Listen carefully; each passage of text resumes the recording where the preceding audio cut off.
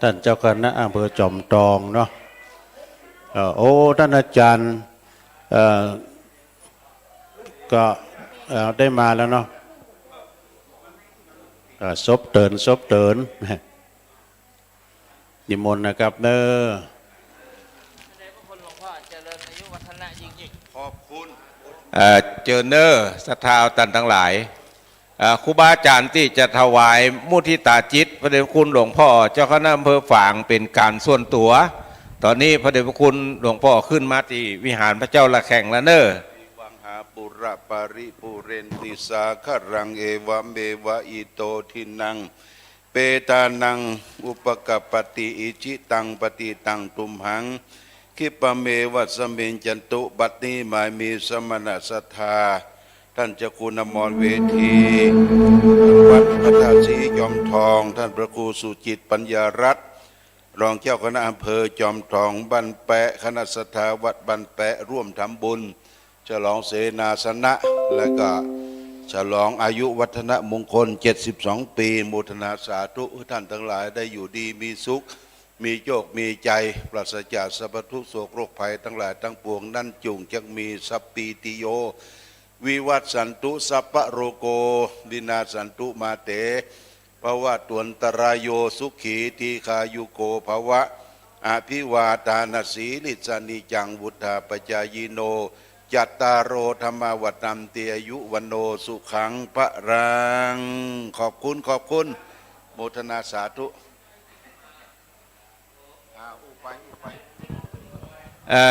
นิมนต์หลวงปู่พระครูปฏิภาณธรรมทินบนวิหารพระเจ้าละแข่งนะครับเพราะว่าตอนนี้ตังบนเริ่มจะเข้าตี้เข้าตางละหลวงพ่อเจ้าคณะอำเภอฝางก็ขึ้นมาละศรัทธาเฮาตี้จะกินจะตานเป็นการส่วนตัวก็เจิญเลยเนอะเจิญเลยเจิญตังบนเนาะกระเดียวรอแม่จงดีเชื่อกันทาคนเดียวไปเลยนะมาแล้วเนาะเอารออีแม่คนเดียวถ้าอีแม่ว่ามานี่ตาลบัดได้ไปเลยยอดไม่ตีแม่ตีเดียวโตธรรมาดเหมาะเปิงใจพระเดชพระคุณหลวงพ่อละทานเนี่ยเปิดพอกำทานมีก่อถ้ามีจะได้เอามาใส่เนาะมีไหมอันนี้เปิดจะได้ตุลุงหยงมันเปิดจะได้1 2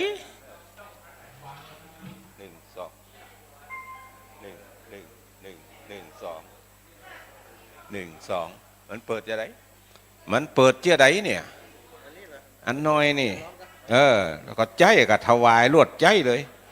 ถวายหลวงพ่อปะท่อได้นี่ตัวมาท่อจะเปิดจะได้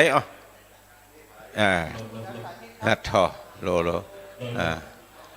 อาจารย์สาธิตธีระปัญโยสถาบันธรรมาภิวัตรลำปางเนาะโอ้นิมนต์ครับหลวงพ่อวัดสายมูลมาละแต่คืนนี้นอนด้วยกันฮีมันโตนพงก็พระเจ้าถามหลวงพ่อเหมือนกันปะท่อ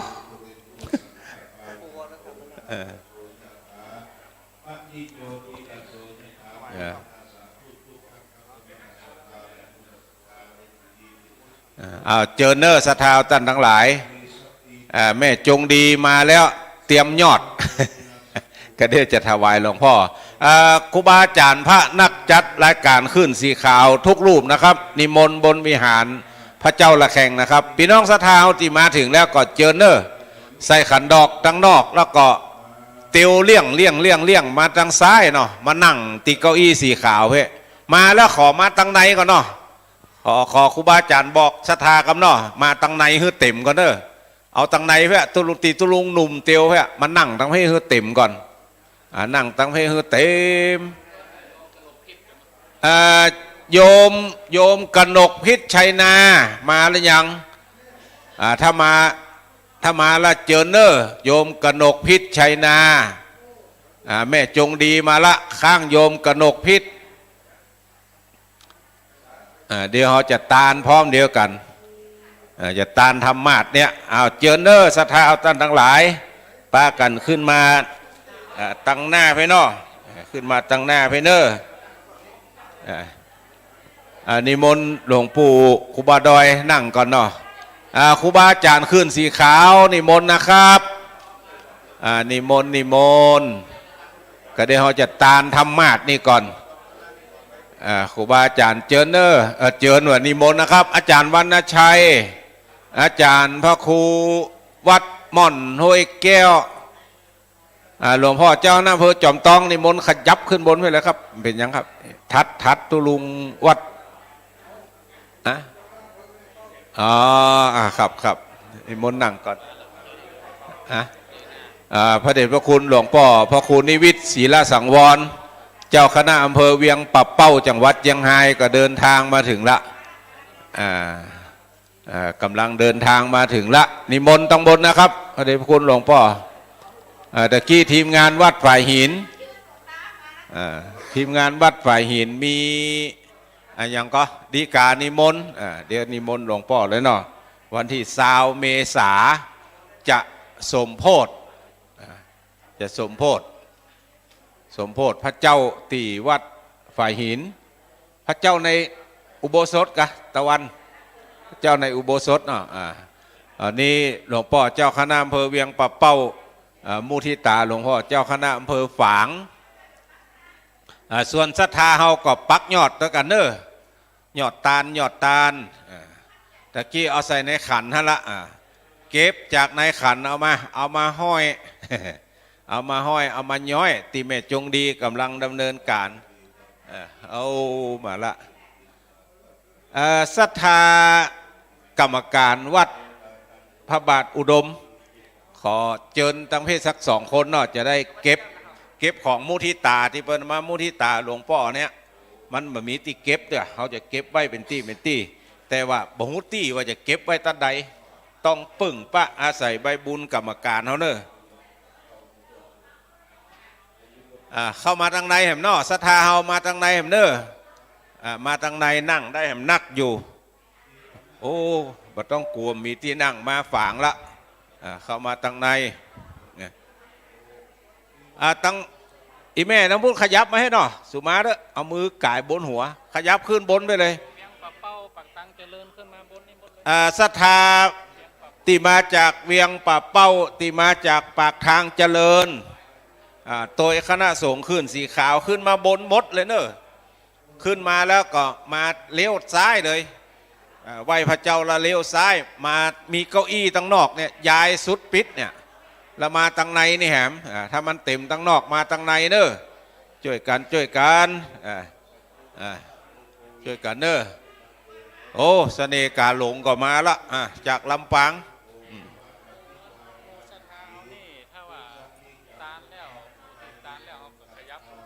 ครับส่วนศรัทธาเขาตันทั้งหลายก็เดียวถ้าตานธรรมาสแล้วเขาก็ขยับขยายลงไปเนาะตานธรรมาสก่อนตอนนี้จะตานธรรมาสก่อนขึ้นมาตานธรรมาสด้วยกันก็เนอะได้ให้ได้หอมกันคน10 คน20 คน100 200 400 500บางคนหอมเป็นหมื่นเป็นพันบางคนหอมตึงดอกตึงดวงคุณพันิตานี่แป่งดอกแป่งดวงลูกบ้านมาเซ็ตสัตว์เรียบร้อยวันนี้เขาจะมาตานด้วยกันคุณกนกพิษชัยนาก็เอาโฮงตาลมาเอาอย่างมาห้องวะเนี่ยข้าวซอย600 ถ้วยก็เดี๋ยวจะไปกินนะเนาะถ้าเตรียมพร้อมก็จะกินนะเด้อข้าวซอย600 ถ้วยโอ้บัดถ้ากลัวมาเมืองฝางคุณกนกพิษมาที่ท่านพระครูพิวัตรก่อน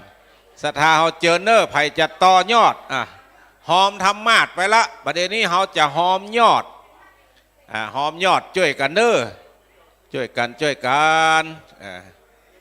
ไผ่จะทายหูปโดยพระเดชพระคุณหลวงพ่อพ่องกระเดียวก็เอาคนสาวฟรีเซนเตอร์ครูบาอาจารย์ขึ้นสีขาวนะครับที่อยู่ทั้งลุ่มทั้งล่างนิมนต์บนวิหารพระเจ้าละแข่งนะครับนิมนต์กุศลกุองค์เลยนะครับเสาะหาตีนั่งตีเจ้าตั้งขวามือเนาะถ้าบินหน้าเข้าหาพระเจ้าตั้งขวามือนี่เนอะนั่งตั้งหลังนะครับตอนนี้ท่านเลขานุการหลวงพ่อเจ้าคณะอำเภอฝางก็ได้มาอำนวยการที่บนนี่อันนี้ อันนี้จะไดเต้นธรรมาสแม่ล่าวงศาบ้านไหนบัวเนี่ยแม่บัวพัดเขื่อนคำฝางเนาะสันทรายฝางแม่ล่าวงศา200 บาทแม่บัวพัดเขื่อนคำ100 บาทที่แล้วที่ยังมีที่แม่จงดีเชื้อกันทาคนเดียวละกับนี่แม่จงดีนี่แหม2แกะห้อยเลยใครจะให้จะหอมยอดมันมาทางเพศนื้อส่วนไผ่จะมุทิตาส่วนตัวก็เจิญดังไรอาจารย์วันใหม่มาละศรัทธามาจากลำปางมาจากดอยลอเจิญขึ้นทางบนวิหารพระเจ้าละแข่งเจิญเนอนั่งกับปื้นมันยากก็นั่งบนเก้าอี้ได้เก้าอี้มีนักอยู่ตั้งหลังไผ่ได้ดอกได้ดวงมาจะใส่ขันแก้วตั้ง3 ขันศีลขันน้ำตาลมีตั้งนอกก็หมายความว่านอกศาลาหลังนี้นะศาลาหลังนี้มีระเบียงแวดเนี่ยเตียวเข้าหากันสบายมากเลยเจอเนอร์ไผ่จะให้จะหอมปักยอดด้วยกันปักยอดด้วยกันเนาะก็เดียวเขาจะตาลพร้อมเดียวกันก่อนพิธีนี่เขาจะตาลธรรมาส9 โมงเนาะ9 โมงตรงตอนนี้กี่โมงกี่ยามแล้วเนี่ยข้างแหม15 นาทีเนอะท่านทั้งหลายมีเวลาจะปักยอดธรรมาสแหม5 นาที15 นาทีแม่จงดีมือเนียนแนกอย่างบนฟ้อนเนี่ยนึงปักยอดเจอเนอร์มาปักยอดแล้วกันเนาะนักน้อยผมว่ากันให้หอมธรรมาสก็ได้ละ60,000 ปลายต่อไปนี่จะเป็นยอดพระเดชพระคุณหลวงพ่อก็จะไปใจไปสอยในศาสนกิจที่จะต้องทำต่อไปแถมนี่แม่ว่างในไซฮั่นมันว่างตัดใบแดงนี่กันแต่เนี้ยได้เห็นนี่เอาละซองเป่าใครจะเอาดูเหมือนจะมีนะดูเหมือนจะมีซองเป่าซองมีแต่สตางค์หมีเนอะ สตางค์เสาะใส่คนเดียวซองมีไผ่จะให้จะหอมเจอเนอร์มาถึงแล้วไผ่ไปได้กินข้าวเดือกกระเดียวก่อนโรงทานเปิดพ่องเปิดพ่องก๋วยเตี๋ยวน้ำนิ่มผิวอยู่ยังบ่เดือดก๋วยเตี๋ยวน้ำนิ่มผิวอยู่เจิญท่านอาจารย์เจ้าคุณอาจารย์เจ้าคุณอมรเวทีจะตานธรรมาสก่อนนิมนต์นะครับก็เดี๋ยวรอสักกั๊มเนาะเมื่อได้เวลาก็จะทำพิธีพร้อมเดียวกันเลยครูบาอาจารย์ที่เดินทางมาถึงแล้วก็นิมนต์นะครับนิมนต์บนวิหารพระเจ้าละแข่งนะครับตะกี้อู้ถึงโฮงทานเนี่ยประเดี๋ยวนี้น้ำเดือดแล้วยังโฮงทานทั้งลุ่ม อันใดน้ำเดือดแล้วก็ขอขึ้นมายื้อมาใจมาบอกกันกำเนิดเข้าซอยรอแหมจ้ำล่ำเนาะเข้าซอยนี่รอจ้ำล่ำกำเดียวถ้าเขาตาลแล้วลงไปกินข้าวซอยของคุณกนกพิษชัยนา600 ถ้วย600 ถ้วยครูบาอาจารย์ที่เดินทางมาถึงแล้วนิมนต์นะครับนิมนต์ตังบนวิหารพระเจ้าละแข่งเจ้าหน้าที่ก็พอตัวเนื้อรถจะเอาจุเอาจอดเอาจำดูว่ามันเต็มอกเต็มใจเลยจุจอดจำจอดอย่างใดเอาไว้อย่างใดก็ช่วยพอช่วยก้อยกันตัวเนื้อเพราะว่าติจอดรถมีนักตังในนี่ตาใดจะเป็นตังเข้าตาใดจะเป็นตังออกนิมนต์นะครับครูบาอาจารย์ที่กำลังเดินทางมาถึงประเดี๋ยวนี้นิมนต์บนวิหารพระเจ้าละแข่งนะครับจะตานธรรมาสไว้กับวัดน้ำบ่อสาวาก่อนส่วนจังฟ้อนจังเอ๋ยซอกกินเข้ากันเด้อจังฟ้อนมาไก่ซอกกินเข้ากันก่อนครูบาอาจารย์รูปใดที่ยังมาได้ฉันพัฒหารเจ้านิมนต์เลยนะครับนิมนต์โฮงทานเอาเลยเต็มที่วันนี้ เอาเลยนะครับเต็มที่นิมนต์โฮงทานไปห้องน้ำห้องส้วมเรียบร้อยแล้วก็นิมนต์ขึ้นมากินมาตานด้วยกันบนวิหารพระเจ้าละแข่งก่อนนะครับหลายท่านก็กำลังอยู่ระหว่างเดินทางหลายท่านก็มาถึงละซ่อหาที่จอดรถจอดลาเนอะท่านเสน่ห์กาหลงฉันละยังฉันละนิมนต์ตั้งบนเดี๋ยวตานธรรมาสด้วยกันครับตานธรรมาสด้วยกันเป็นกระบอกเสียงตั้งลำปางโดยอาจารย์มหาสมชาติปรริยนธรรมได้ช่วยกันอู้กันจ๋าเวลาท่านเสน่ห์กาหลงไปเทศธรรม มหาจารย์ที่ไหนก็มักจะอู้ถึงเรื่องเนี้ยเรื่องวิหารพระเจ้าละแข่งมันไหม้แล้วแปลงให้ไหม้หลวงพ่อจะได้ทำบุญในวันนี้ก็ช่วยกันบริหารจัดการในส่วนที่เกี่ยวข้องตอนนี้ครูบาอาจารย์ที่เดินทางมาถึงวัดน้ำบ่อสาวาแล้วก็นิมนต์นะครับขึ้นบนวิหารพระเจ้าละแข่งแถมสักกำจำล่ำนี่ถ้าแม่จงดีปักยอดเรียบร้อยแล้วก็จะได้เริ่มดำเนินการในส่วนที่เกี่ยวข้องสืบไปแถมดังนั้นตอนนี้ก็นิมนต์ครูบาอาจารย์นะครับเสาะหาที่นั่งที่เจ้าในส่วนของกองงานเลขานุการหลวงพ่อเจ้าคณะอำเภอก็ดูรายชื่อดูรายชื่อนะครับว่าตนใดมาแล้วตนใดยังมาเตื้อก็จะได้เกาะไว้ตนใดมาก็จะได้ถวายสืบไปแถมดังนั้นก็ช่วยพ่อช่วยกอยเนอะศรัทธาเฮาติมาไม่ลูนประเดี๋ยวนี้ไผ่มาได้ให้ได้หอมก็มาให้มาหอมกันตั้งในพี่น้องปักไปเถอะ10 บาท20 บาทเอาบุญเอากุศลด้วยกันตาลตัวตู้เจ้าขึ้นสีขาวก็ได้ดำเนินการมากันประเดี๋ยวนี้เป็นที่บัวละมวลละทำมาดก็ได้มาละประเดี๋ยวนี้มันขาดยอดมันนะต้นมันได้ละยอดมาเต็มที่เด้ออันที่ยึงยื้อเนี่ยเพราะว่ารอยอดที่ท่านทั้งหลายจะมาหอมกันบางคนกำลังถึงชัยประการอยู่โทรศัพท์มาหาตู้เจ้าขึ้นสีขาวเปาะมาหาตู้ลุงนี่ก่อนปะนั้นดอกนานมีไปเช้าไปหาท่านอาจารย์นี่ก่อนครูบาสาธิตออกมากี่โมงออกตี 4ดอก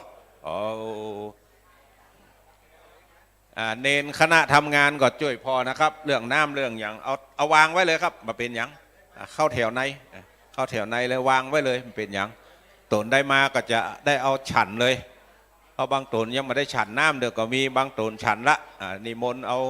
บริหารจัดการศรัทธาเฮาที่เป็นปอออกไม่ออกศรัทธาวัดเฮานี่ก็ช่วยพ่อช่วยก้อยกันด้วยเนาะเฮาเหนื่อยมาหลายวันละ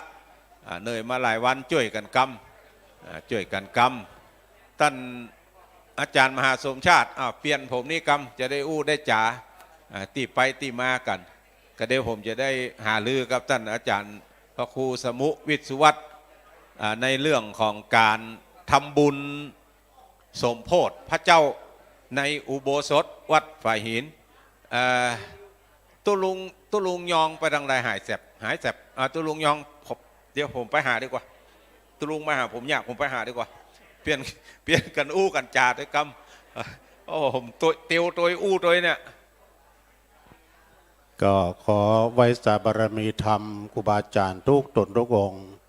ตะกี้ก็กลับไว้สาไปแล้ว ในเมตตาบารมีธรรมหลวงพ่อพระครูสุจิตานุรักษ์ด็อกเตอร์ท่านเจ้าคณะอำเภอฝางวันนี้เจริญอายุมาได้อยู่6 รอบ72 พรรษาสดายโยมวันนี้เรามาพบหน้าปัตตากันเนาะด้วยบุญบารมีตั้งสายพระนักเผยแผ่ก็เอาเต้นธรรมาสมาตาลเนี่ยกะสถานท่านใดยังบ่ได้หอมกินหอมตาลเนาะยอดตาลเต้นธรรมาสก็เจิญนึคุณป้อหมออินทรแม่จงดีเขาก็เอายอดมาช่วยห่วมกันปักคุณกนกพิชัยนาหลายท่านตั้งรุ่มตั้งล่างตามอารยาใส่เนาะตอนนี้โดยความที่ว่าเฮาดีอกดีใจได้มาพบมาปะกันในงานเฉลิมฉลองเสนาสนะโดยฉลองอายุวัฒนมงคลสายใต้มากันแล้วหลายตนนึกในเมตตาบารมีธรรมท่านอาจารย์พระครูสุจิตปัญญารัตน์อันนี้เป็นเจ้าคณะอำเภอจอมทองวัดบ้านแปะได้มีเมตตาสายใต้สายดังเวียงป่าเป้าก็เมตตาบารมีธรรมหลวงพ่อพระครูนิวิตศีลสังวรนะอธิบดีส่งในอำเภอเวียงป่าเป้าและทำหลายอำเภอนึศรัทธาญาติโยมที่พนจะได้มาแสดงมุทิตาจิตกับหลวงพ่อภายจะร่วมต่อยอดก็เจิญเนอะมาตีคุณแม่จงดีเขานี่นะแต่คืนแล้วนี่ก็ไปพำนักพักอาศัยอยู่ที่วัด ปังปอยเต้าสปายยะดีนึนอนห้านกันเป็น10ป่ายเพื่อไงเนาะถึงคนขับรถโดยแล้วก็ได้สวดมนต์สมโพธิอบรมสมโพธิเฉลิมฉลองนะเต้นธรรมาสแก้วนะก็มาพอวิหารของงามเหลือเก่าจัดนักเด้อพระเจ้าวิหารพระเจ้าละแข่ง อันนี้ก็ใส่ในขันในพานเนาะโอ้หลวงพ่อท่านพระครูสุจิตานุรักษ์ก็เป็นศูนย์กลางเด้อวัดพระพุทธบาทอุดมนี่นะน้ำบ่อสาวาเปิ้นได้มีจิตเจตนาเนาะคณะสงฆ์โดยหลวงพ่อใหญ่เฮาได้ตั้งสถานีวิทยุได้กระจายเสียงให้พี่น้องศรัทธาไม่อายชัยประการฝางพดแบบปุ้นดอยลางปุ้นไหลน้ำกกปุ้นก็ได้ยินก็เลยหู้จักกันตามเสียงเนี่ยศรัทธาญาติโยมครับแล้วนะตอนนี้นะก็คงจะหันสมควรแก่กาลเวลาที่จะได้เริ่มพิธีในการร่วมทำบุญนิมนต์ท่านอาจารย์พระครูอภิวัฒนวิกรมนะครับเพราะว่าตอนนี้ก็เป็นเวลาอันดีงามที่จะได้เริ่มพิธีกันต่อไปนะครับเอาโหวัดโตวาครูบาอาจารย์ก็มีสมณะเมตตามาร่วมมุทิตาจิตครับหลวงพ่อเอาเลยครับเนาะตอนนี้มอบเวรประเคนไม้ไปตังอาจารย์พระครูอภิวัฒนวิกรมศรัทธาเฮาท่านทั้งหลายบัดนี้ได้สมัยญาการอันจักยกกินยอตานธรรมาสหลวงแล้วเนเบื้องต้นก็ต้องขอถวายความเข้าใจและเจริญพรให้ท่านทั้งหลายได้รับทราบก่อนว่าศีลเป็นสะพานตานเป็นเสบียงภาวนาเป็นตะเกียงศีลนี่เขาจะฮับพร้อมกันบึดมดกำเดียวจะได้นิมนต์หลวงพ่อพระครูสุเมธธรรมเสวีเจ้าวาดวัดม่อนฤาษีเป็นต้นเสียงนำกล่าวคำถวายธรรมาสหลังจากนำกล่าวคำถวายธรรมาสเสร็จสัดเรียบร้อยจะได้นิมนต์ท่านอาจารย์พระครูสถิตสารคุณได้กำขันมุทิตาพระเดชพระคุณหลวงพ่อเจ้าคณะอำเภอฝางหลังจากนั้นก็จะได้ช่วยกันเกณฑ์ธรรมาสช่วยกันเกณฑ์เครื่องกินครัวตาลอันเป็นพักบัวห่อหอมพักไม้ไส้เครือที่ศรัทธาทั้งหลายให้หอมกันมาหลังจากนั้นก็จะได้ฮับปอนจากหลวงพ่อเจ้าคณะอำเภอฝางเอาปอนเรียบร้อยแล้วเขาก็จะได้แยกย้ายกันไปตั้งลุ่มก่อนไปเสาะกินข้าวกินน้ำไปห้องน้ำห้องส้วมเพราะบางคนมาแต่เจ้าละยังบ่ได้กินข้าวเดี๋ยวก็มีตุเจ้าบางโตนก็บ่ได้ฉันเดี๋ยวก็มีตาลแล้วดีดักเขาไปเสาะกินข้าวเข้าห้องน้ำเรียบร้อยแล้วขึ้นมากันทำไมตอนนี้ส่วนตัวแทนครอบครัวขึ้นสีขาวที่จะถวายมุทิตาก็มีคุณแม่จงดีเชื้อกันทาคุณโยมกนกพิษชัยนาคุณโยมพันนิตราพรมมินเตรียมตัวไว้เนอร์ที่จะได้ถวายมุทิตาพระเดชพระคุณหลวงพ่อตอนนี้ทุกอย่างเข้าตี้เข้าตางละจะได้เริ่มดำเนินการเนาะขอนิมนต์หลวงพ่อพระครูสุเมธธรรมเสวีนะครับช่วงนี้เราได้ถวายธรรมาสกันก่อนเนาะไหว้พระฮับศีลอย่างมะรูนเห็นอีกตอนหนึ่งขออนุญาตครูบาอาจารย์ได้กล่าวนำนะครับว่านะโมพร้อมกันเด้อนะโมตัสสะภะคะวะโตอะระหะโตสัมมาสัมพุทธัสสะนะโมตัสสะภะคะวะโตอะระหะโตสัมมาสัมพุทธัสสะนะโมตัสสะภะคะวะโตอะระหะโตสัมมาสัมพุทธัสสะยัคเคพันเตสังโฆปฏิชานาตุมะยังพันเตเอตังธัมมาสนัง สปริวารังพุทธศาสนิกานังธรรมเทศนัฏฐายะอิมัตสมิงอาวาเสนิยาเทมะสาธุโนพันเตอะยังพุทธศาสนิกานังธรรมเทศนัฏฐายะธรรมาสนัสสะทานัสสะอานิสังโสอัมหากันเจวะมาตาปิตุอาทีนันจะปิยะชนานังทีฆรตังหิตายะสุขายะข้าแด่พระสงฆ์ผู้เจริญขอพระสงฆ์จงรับทราบข้าพระเจ้าทั้งหลายขอมอบถวายธรรมาสน์พร้อมของบริวารนนี้ไว้ในอาวาสแห่งนี้เพื่อประโยชน์เป็นที่นั่งแสดงธรรมแก่พุทธศาสนิกชนทั้งหลายขออานิสงส์แห่งการถวายธรรมาสน์เพื่อประโยชน์เป็นที่นั่งแสดงธรรมแก่พุทธศาสนิกชนทั้งหลายนี้ของข้าพเจ้าทั้งหลายจงเป็นไปเพื่อประโยชน์เพื่อความสุขแก่ข้าพเจ้าทั้งหลายด้วยแด่ปิยชนทั้งหลายมีมารดาบิดาเป็นต้นด้วยตลอดกาลนานเธอญ สาธุ นิมนต์อาจารย์พระครูสถิตสารคุณนะครับแล้วก็เดี๋ยวจะได้เกณฑ์ธรรมาสน์แล้วก็มุทิตาผ่านอันนี้นะครับแม่จงดีเชื่อกันทาโยมกนกพิษชัยนาโยมพันนิตาพรหมมินทร์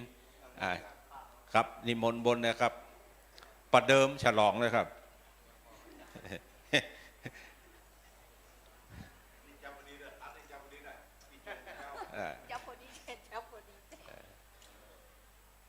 เจิญยกต้นมาตัวยกต้นมาตัวขอประจายสักคนเนาะยกต้นมายกต้นมา3 คนที่กล่าวนามตะกี้เกณฑ์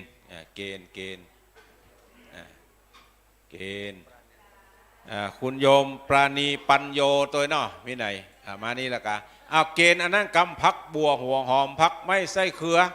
เกณฑ์ตะกำเกณฑ์เจิญที่รับรองเดิมก็ได้เราจะฟังหลวงพ่ออนุโมทนากถากว่าจะได้ธรรมาสน์หลังนี้มาปัดท่อ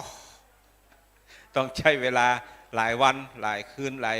นี่อยู่เกือบจะเดือน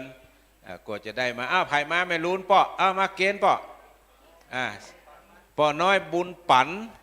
จากไหนนี่ป่อน้อยบุญปันมโนกรเจเนอร์บ้านเสาหินไผ่มาไม่รู้นแถมมาไม่รู้นเกณฑ์ไม่รู้นอนุโมทนาเนอร์เอาใส่เตอกันท่านมดกระเดจะนับแห่มกรรมเพราะตั้งหลายตั้งมวลนี้เป็นยอดธรรมาสน์หลวงปู่อยู่นี่ต้นแรกของเขาตุลุงแดง ตุลุงแดงอนุโมทนาตอนนี้นิมนต์หลวงพ่อนะครับได้อนุโมทนากถานะครับถวายความเคารพพระเดชพระคุณหลวงพ่อทั้ง2 รูปหลวงพ่อท่านพระครูปฏิภาณธรรมทินหลวงพ่อเจ้าคณะอำเภอเวียงป่าเป้าครูบาอาจารย์พระเถรานุเถระทุกรูปเจริญพรญาติโยมท่านสาธุชนที่ มาร่วมขึ้นสีขาวและก็เป็นศิษยานุศิษย์ของวัดพระพุทธบาทอุดมวันนี้ดีใจชื่นใจตรงกันข้างกับวันที่27เดือนกุมภาพันธ์นะเวลาเที่ยงกับ45 นาทีไฟมันไหม้เนี่ยมันกินหัวใจพับนั่งอยู่จนไหม้หมดแล้วก็มามีอย่างที่ช่วยเหลือได้ก็วันนี้พร้อมมูลทุกอย่างแต่นแก้วนี่ทำใหม่ทำด้วยหินอ่อนนิยมปราณีพาบดีจากเมืองฝางไปอยู่เชียงใหม่เพิ่นรับเป็นเจ้าภาพอยู่200,000 บาทโมทนาสาธุแล้วก็องค์พระราพระเจ้าระแข่งเนี่ยมันละมดนะพ่อนะละมดวันนี้เป็นเครื่องทรงใหม่ใส่เพชรนินจินดาสมัยยิ้มกับหมู่เฮาทั้งหลายเปิ้นดีอกดีใจละองค์พระราพระเจ้าระแข่งองค์จริงอยู่ที่มันตะเลองค์จริงอยู่ที่ปุ้นนี่เป็นองค์ที่ตัวแทนของมันตะเลเปิ้นได้นิมนต์มาปี503ได้มาตั้งประดิษฐานที่นี่แล้วก็ได้แต้นธรรมาสแล้วก็ได้สัตบันที่ลูกศิษย์ลูกหาท่านพระครูวัดชัยมงคลได้เป็นเจ้าภาพวันนี้เราก็จะได้ทำบุญให้ครูบาอาจารย์ที่ได้เป็นการกึศลำตำสร้างมีหลวงพ่อพระครูอดีตเจ้าคณะอำเภอฝางหลวงพ่อวัดพระพุทธบาทตาผ้าและหลวงพ่อครูบาเตชานี่เป็นเจ้าคณะอำเภอแขวงสมัยนั้นนะที่ขึ้นกับยังไฮแล้วก็นอกนั้นก็มีหลวงปู่ทองเคยมาหลายเตื้อเนี่ยมันมาอุปถัมภ์นี่นะครับโมทนาสาธุโอ้ครับขอบคุณครับนั่งที่นั่งเนอะวันนี้ก็จะได้นิมนต์ครูบาอาจารย์สวด3 บท 3 คันคือขึ้นต้นธรรมจักรก่อนธรรมจักรแล้วธรรมนิยามเพื่อจะได้ถวายทานสุดท้ายก็ถวายพรพระเนาะถวายพรพระจบมายาวเท่าใดเนาะเพื่อเป็นสิริมงคลแก่กับผมอายุ72 ปีวันพรุ่งนี้จะเต็ม72ละวันพรุ่งนี้จะเต็ม72แต่ว่าก็ได้ทำบุญถวายสิ่งปลูกสร้างไปขอบคุณนะครับนี่อาจารย์เพชรวัดปังปอยแม่ขะคุณไปนอนนะหรอแม่ขะฮะนอนหลายวะเอาขอบคุณเนอะนี่หลวงพ่อทองสุขศิริพัฒโธบัดบันไร่แม่ขะนิมนต์ครับก็คงขอบคุณครูบาอาจารย์ตั้งใจตรวจน้ำรับปอนได้ถวายแต้นธนมาศนี่สมใจทุกอย่างเนอะสมใจทุกอย่างหลวงพ่อเสือนิมนต์พ่อเสือองค์ที่2นะนี่หลวงพ่อเสือจากวัดดอนไผ่วัดดอนไผ่อยู่ปุ้นค่ายบังละจันเปิ้นฮ้องว่าหลวงพ่อเสือตาติ๊บหลวงพ่อเสือตาติ๊บแล้วก็นั่งไปดูว่าวัดพระธาตุจอมพอมีอย่างพ่องเปิ้นฮู้นะพ่อเสือตาติ๊บขอบคุณหลวงพ่อที่มาร่วมกับลูกศิษย์ลูกหาวันนี้ตั้งใจรับปอนเนอร์ทุกท่านทุกคนยะถาวะริวังหาปุระปาริปูเรนติสาคารังเอวะเมวะอิโตทินังเปตานังอุปกปปติอิจิตังปฏิตังตุมหังคิปะเมวะสมิงชันตุสัพเพปุเรนตุสังฆปาจันโตปนะระโสยะถามะนิโชติละโสยะถาดีและส่วนอาจารย์ในวันนี้ก็เป็นวันดีเป็นวันสลีสุภมังกระอันประเสริฐเป็นวันที่21เดือนมีนาคมตรงกับเดือน6เหนือขึ้น10ของค่ำพร่ำมาจุจอดลอดเติงสมณศรัทธาและมูลศรัทธาคณะสงฆ์ขึ้นสีขาวทุกวัดวาอารามเจ้าของสถานีขึ้นสีขาวพร้อมโดยตายกะศรัทธาญาติโยมทุกท่านได้เกาะกลุ่มรมราช่วยกันบริจาคให้หอมสร้างแท่นธรรมาสถวายไว้ณที่วิหารองค์พลาพระเจ้าระแข่งได้เรียบร้อยปริยุสารพร้อมด้วยจตุปัจจัยไตรยวัตถุตามนาต่างๆได้มาถวายทานบัดนี้ตุนตัวแห่งข้าพเจ้าทั้งหลายก็รับอนุโมทนากุศลผลทานเหล่านี้ ขอให้ครูบาอาจารย์และสมณศรัทธาและมูลศรัทธาท่านทั้งหลายทุกท่านทุกคนให้ได้อยู่ดีมีสุข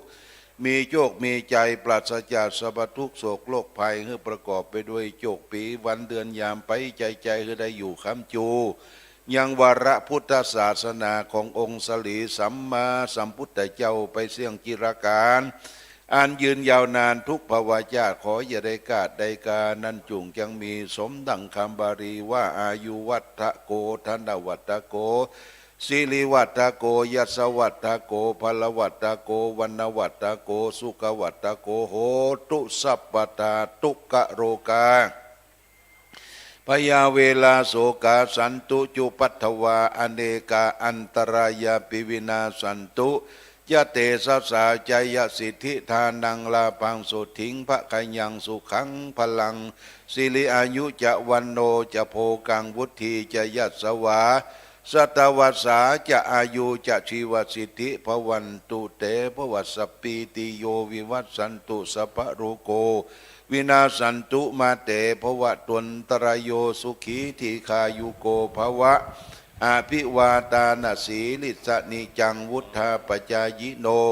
จัตตารโอธรรมาวัตันติอายุวันโนสุขังพะลัง สาธุสาธุสาธุแม่จงดีเชื่อกันทาคุณกนกพิชัยนาคุณพันิตาขอช่วยเอาต้นนี้ไปนับตัวกรรมว่าใครหูว่ายอดยอดธรรมาสได้ต่อใดส่วนที่ธรรมาสนั้นได้บริหารจัดการไปเลยเอาไปตั้งหลังนี่เนาะอ้อมไปตั้งหลังตั้งนอกรอบนอกตอนนี้การตานธรรมาสเรียบร้อยซองแหม่มบางส่วน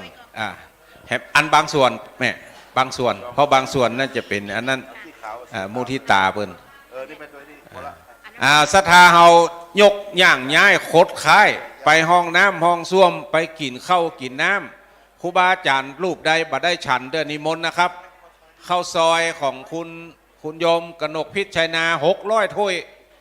นิมนต์นะครับแล้วก็เชิญชวนเขาเนาะลงไปกินข้าวกินน้ำก่อนกระเดียวเรื่องกินเรื่องตาลยกที่2ว่ากันทำไมตอนนี้ยก1บัวละมวนละการตานธรรมาสโอ้ได้กึดลำตำสร้างกันประกาศ8 จังหวัดภาคเหนือได้ช่วยกันหอมคนละเล็กละน้อยหลายตนหลายองค์ศรัทธาเฮาตีนั่งบัตูส่วนหัววัดนะครับหัววัดนิมนต์ตาลตังลุ่มนะครับจันปื้นนะครับหัววัดส่วนมุทิตาตังบนนะครับหัววัดตาลตังปื้นปื้นที่คูบานะครับปื้นคูบาจะตาลหัววัดบนนี่จะมุทิตาพระเดชพระคุณหลวงพ่อและในส่วนอื่นก็คือศรัทธาเขาช่วยพ่อช่วยก้อยเนาะเพราะว่ากำเดียวจะได้เนี่ยตุลุงนั่งนี่เหรอเอาธรรมาสใหม่ป่อโอ้60,000 ธรรมาสใหม่เอากำนี่เตะม่วนละเจิญนะครับเจิญเนอร์ไปกินข้าวกินน้ำกันตั้งลุ่มตั้งล่างก่อนเนาะไปห้องน้ำห้องส้วมศรัทธาเฮาตีจะขึ้นมาบนนี่กระเดียวถ้าเข้ามาแล้วขอมาตั้งเพนอตั้งซ้ายมือมานั่งเก้าอี้ตั้งหลังนี่คือเต็มก่อนบัดเดี๋ยวนี้ถ้าเขานั่งขวางประตูโมดมันจะลำบากคนเข้ามาไม่รูนเพราะประตูที่เข้าที่ออกมีอยู่วดกัน2 ตี3 ตีพระคุณเจ้าที่ได้รับอาราธนานิมนต์มาเป็นสงฆ์ทักษิณานุปทานในช่วงเจ้าวันนี้นะครับนิมนต์ทำภารกิจตั้งลุ่มตั้งล่างให้เรียบร้อยแล้วก็นิมนต์มาตั้งบนนี่นะครับตั้งรอบนอกนี่นั่งได้นักอยู่ตั้งโต๊ะตั้งมานั่งเก้าอี้ไว้ละนิมนต์ทีมงานเลขานุการของหลวงพ่อเจ้าคณะอำเภอต่อนะครับว่าพิธีการพิธีกรรมจะทำเชื้อใดกันพ่องมาบ้านใดเอาไฟบ้านนั้นตามแต่เจ้าแล้วไปละตอนนี้ก็จะอูดจะได้ดำเนินการอยู่ทั้งนั้นก็เฮ้ยช่วยพ่อช่วยก้อยกันเนื้อศรัทธาเฮาน้ำมีตังลุ่มเนาะมีตังหงทานไผจะกินน้ำเย็นน้ำอุ่นกำของไผของมันตัวเนอะแล้วเวลาเอาทิ้งเอาขว้างเอาขวดเอาทิ้งเอาขว้างก็ขอพอถุงดำตัวถังขยะถุงดำเนาะ บัดนี้พระเดชพระคุณหลวงพ่อได้นั่งนักบนนี้ละไผ่จะมุทิตาไผ่จะถวายตานเจื้อใดก็ขึ้นมาเลยเนอะส่วนหูปที่ตั้นทั้งหลายจะเอามานั้นเอามาเพะเอามาตังเพะขอเจ้าหน้าที่ทีมงานเลขานุการช่วยพ่อด้วยนะครับจะตั้งตะไดหูปเปิดเอามาแม่เพะตั้งทั้งบุตรทั้งปุ้นนี่ก็ได้ตั้งซ้อนกันมาเลยเอาตั้งมีขาตั้งตั้งหลังนั่นเอาอิงกันเลยปู่ย่าตายายเจ้าหลวงมาเฮ้เจ้าหลวงเมืองฝางบึ้ดซ่อหาคนเดียวเนอะนี่ตั้งกันไปเจอเนอส่วนจะตานหัววัดนี่มนปื้นพระเจ้านะครับปื้นครูบาปื้นครูบานะครับทานหัววัดเพราะวันนี้ปอยหลวงก็ศูนย์อันกันทักษิณาก็ทักษิณาหลายอันปันเชื้อทำในวันเดียวกันนี่นะครับได้ช่วยเหลือเพื่อฝ่ายกันตอนนี้ก็เดี๋ยวรอตั้งทีมงานเลขานุการหลวงพ่อเจ้าคณะอำเภอสักกำหน่อว่าจะต้องเนี่ยจะได้กันพ่องวัตถุประสงค์ของหลวงพ่อเจ้าคณะอำเภอไปตะกี้แล้วว่าวันนี้จะขอตู้เจ้าตั้งหลายที่นิมนต์มาเนี่ยสวด3 ขยึกขยึกที่1ขอสวดธรรมจักรขยึกที่2ขอสวดธรรมนิยามขยึกที่3ขอสวดถวายปอนพระ3 ขยึกนะครับครูบาอาจารย์สวดธรรมจักรก็จะได้นิมนต์หลวงพ่อพระครูสุเมธธรรมเสวีวัดม่อนลือศรีเป็นต้นเสียงสวดธรรมจักรแล้วก็จะสวดธรรมนิยามเพราะว่าเป็นงานทักษิณานุปทานอดีตหลวงพ่อเจ้าคณะแขวงอดีตหลวงพ่อเจ้าคณะอำเภอครูบาอาจารย์หลายตนหลายองค์รวมถึงเจ้าเมืองฝางก็ได้ดำเนินการในส่วนที่เกี่ยวข้องมานี่จัดนักละก็เดียวจะได้ดำเนินการศรัทธาเฮาที่จะถวายมุทิตาหลวงพ่ออันนั้นหูบเอามาให้หูบมาให้หูบมาตั้งบนให้มาตั้งกันให้เนาะหูบขึ้นมาตั้งเพเนอร์ภายได้หูบมาตั้งเพก็เชิญชวนเฮาตั้นทั้งหลายเนาะจะกินจะตานขึ้นมาเนอจานช่วยพ่อกำมือเปิ้นเอาไว้กันถ้ามีขาตั้งเอาตั้งถ้ามีขาตั้งอิงซ่อนกันได้ครับเอาอิงซ่อนกันเอายากง่ายว่าเอานี่ก็ได้เนี่ยเพศก็ได้จานเอาเพศก็ได้ต้องเพศก็ได้แม่เอาเข้ากลางระวังต่ำใส่เตียนด้วยแม่ระวังมันโจรใส่เตียนเอาเข้ากลางเจอเนอร์เฮาตันทั้งหลายเลขานุการหลวงพ่อห้องครับเลขานุการเจ้าคณะอำเภอฝางมาหลวงพ่อกำจะได้ดำเนินการมาให้แม่ผู้ภัยพระรำบุเรือมีเป็นซาวนี่โอ้อาจารย์กัญญาปัดท่อมีหลายตนหลายองค์พ่อเขาหมูจักไผ่เป็นไผ่บึ้ดมัดเตะเอาคนเดียวบอกคนเดียวมันห้องไผ่พระรำบุเรือมาเอากระหูมาถ้าตั้งได้ตั้งเนาะก็เดียวจะได้ดำเนินการในส่วนที่เกี่ยวข้องต่อไปแถม